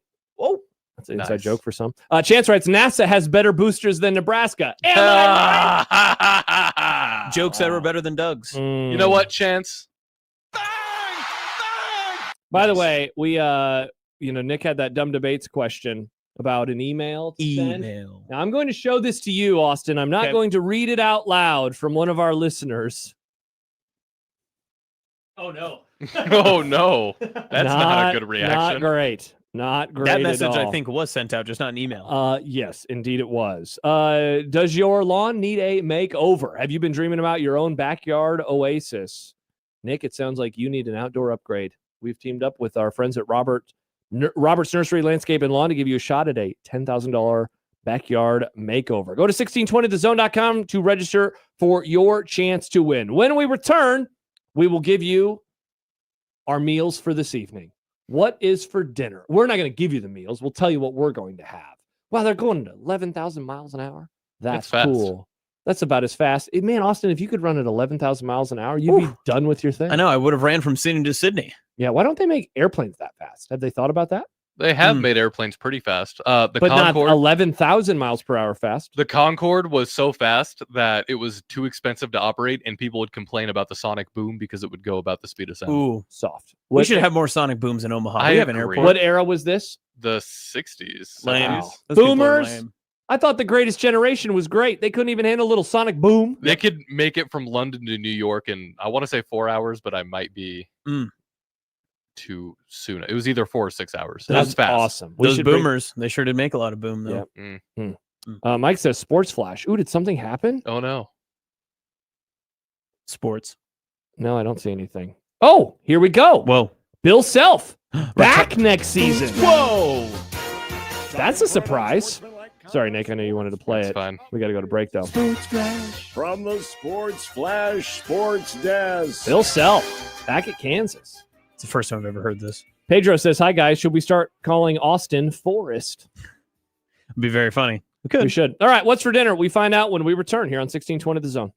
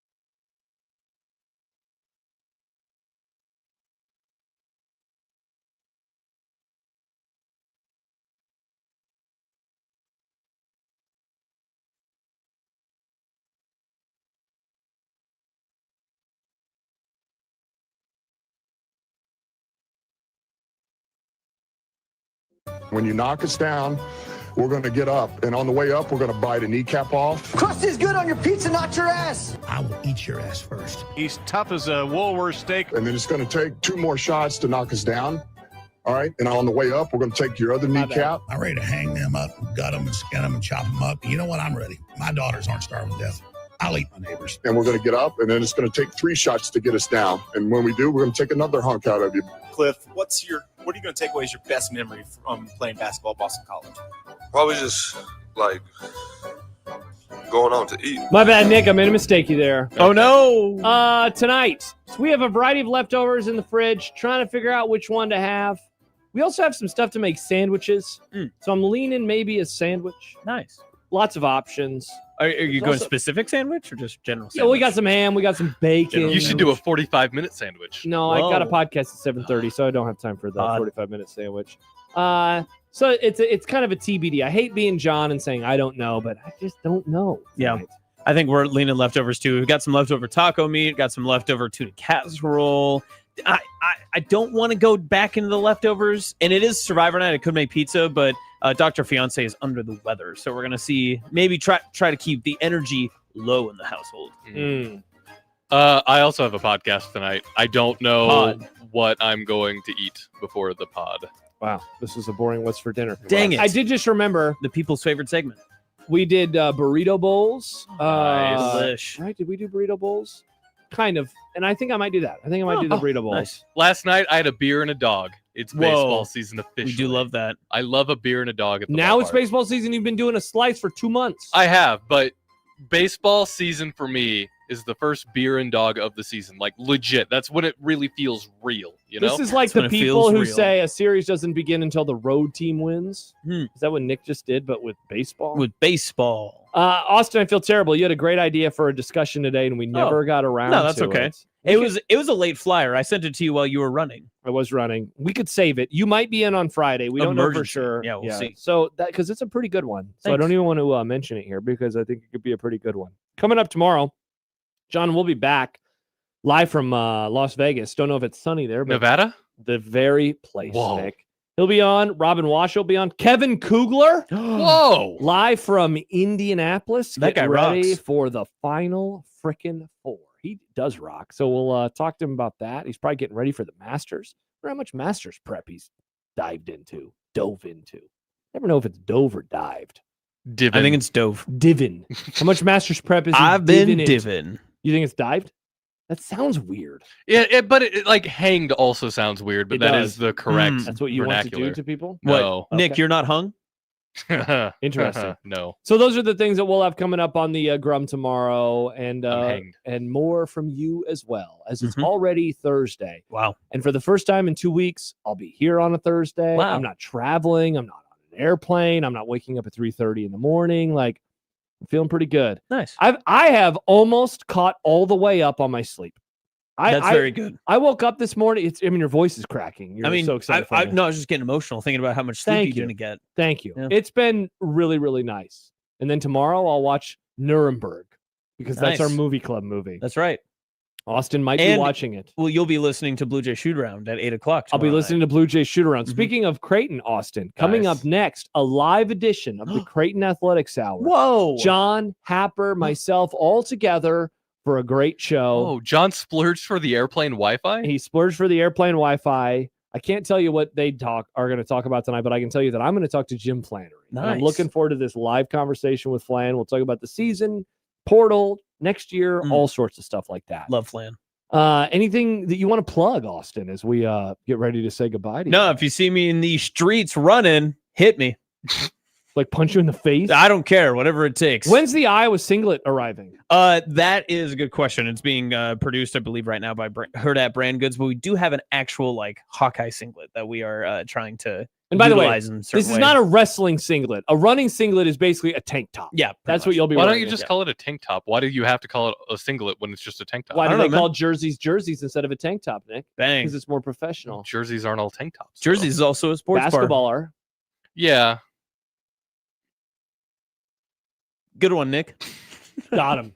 Nick's going to go home and watch the spaceship. How long do they show this now? I mean, they've made it, the outer space. So is this Houston?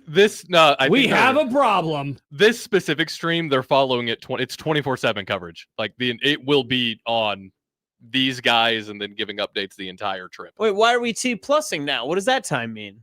That's the time since the launch. It's been Oh my 18, God. 16 since the I would launch. hate that counter. It's That's like soccer. terrible. It's counting up. Yeah, that's brutal. All right. Well, Nick will go home and watch NASA Channel. All right. That's yeah. very exciting. Have fun with the NASA. Man, I can't wait for them to not land on the moon. They will eventually. Are they Josh. slingshotting themselves around? I watched The Martian. Kinda, yeah. Actually, I that's know basically space. what's happening. I just watched Project Hail Mary. Is there astrophage? Astrophage, Nick? I don't know is that if I know eating what the that sun? is. It's eating the sun. Oh, don't stop telling me things about this movie I want to watch. We haven't. That's literally, it's told to you in the first minute of the it's film. like, hey, there's something eating the sun. That's fine. I'm not saying it's. Num. I'm not saying it's a spoiler. I just don't want to know anything about it. Waka. Oh no, it's Space Pac-Man. The Pac-Man noise. Waka waka waka. All right. Wow. That's the Grum. That rocket. Tell you what, that's something. Awesome. Austin, we appreciate you. Thanks, Austin. Yeah, no problem. Happy to be here. We'll be back tomorrow. John will be back tomorrow. Kugler on. Robert on. Oh, they have the many Domino's things. pizza meter on the bottom. Yeah. That's cool. It's being delivered right now, and then the solar array wings are going to be when it shows up at your door. Your astronauts are I almost said a bad thing. Never mind. Wow. Wow. That's good by you. For Austin, for Nick, I'm Josh. Creighton Athletics Hour coming up next. Bye-bye.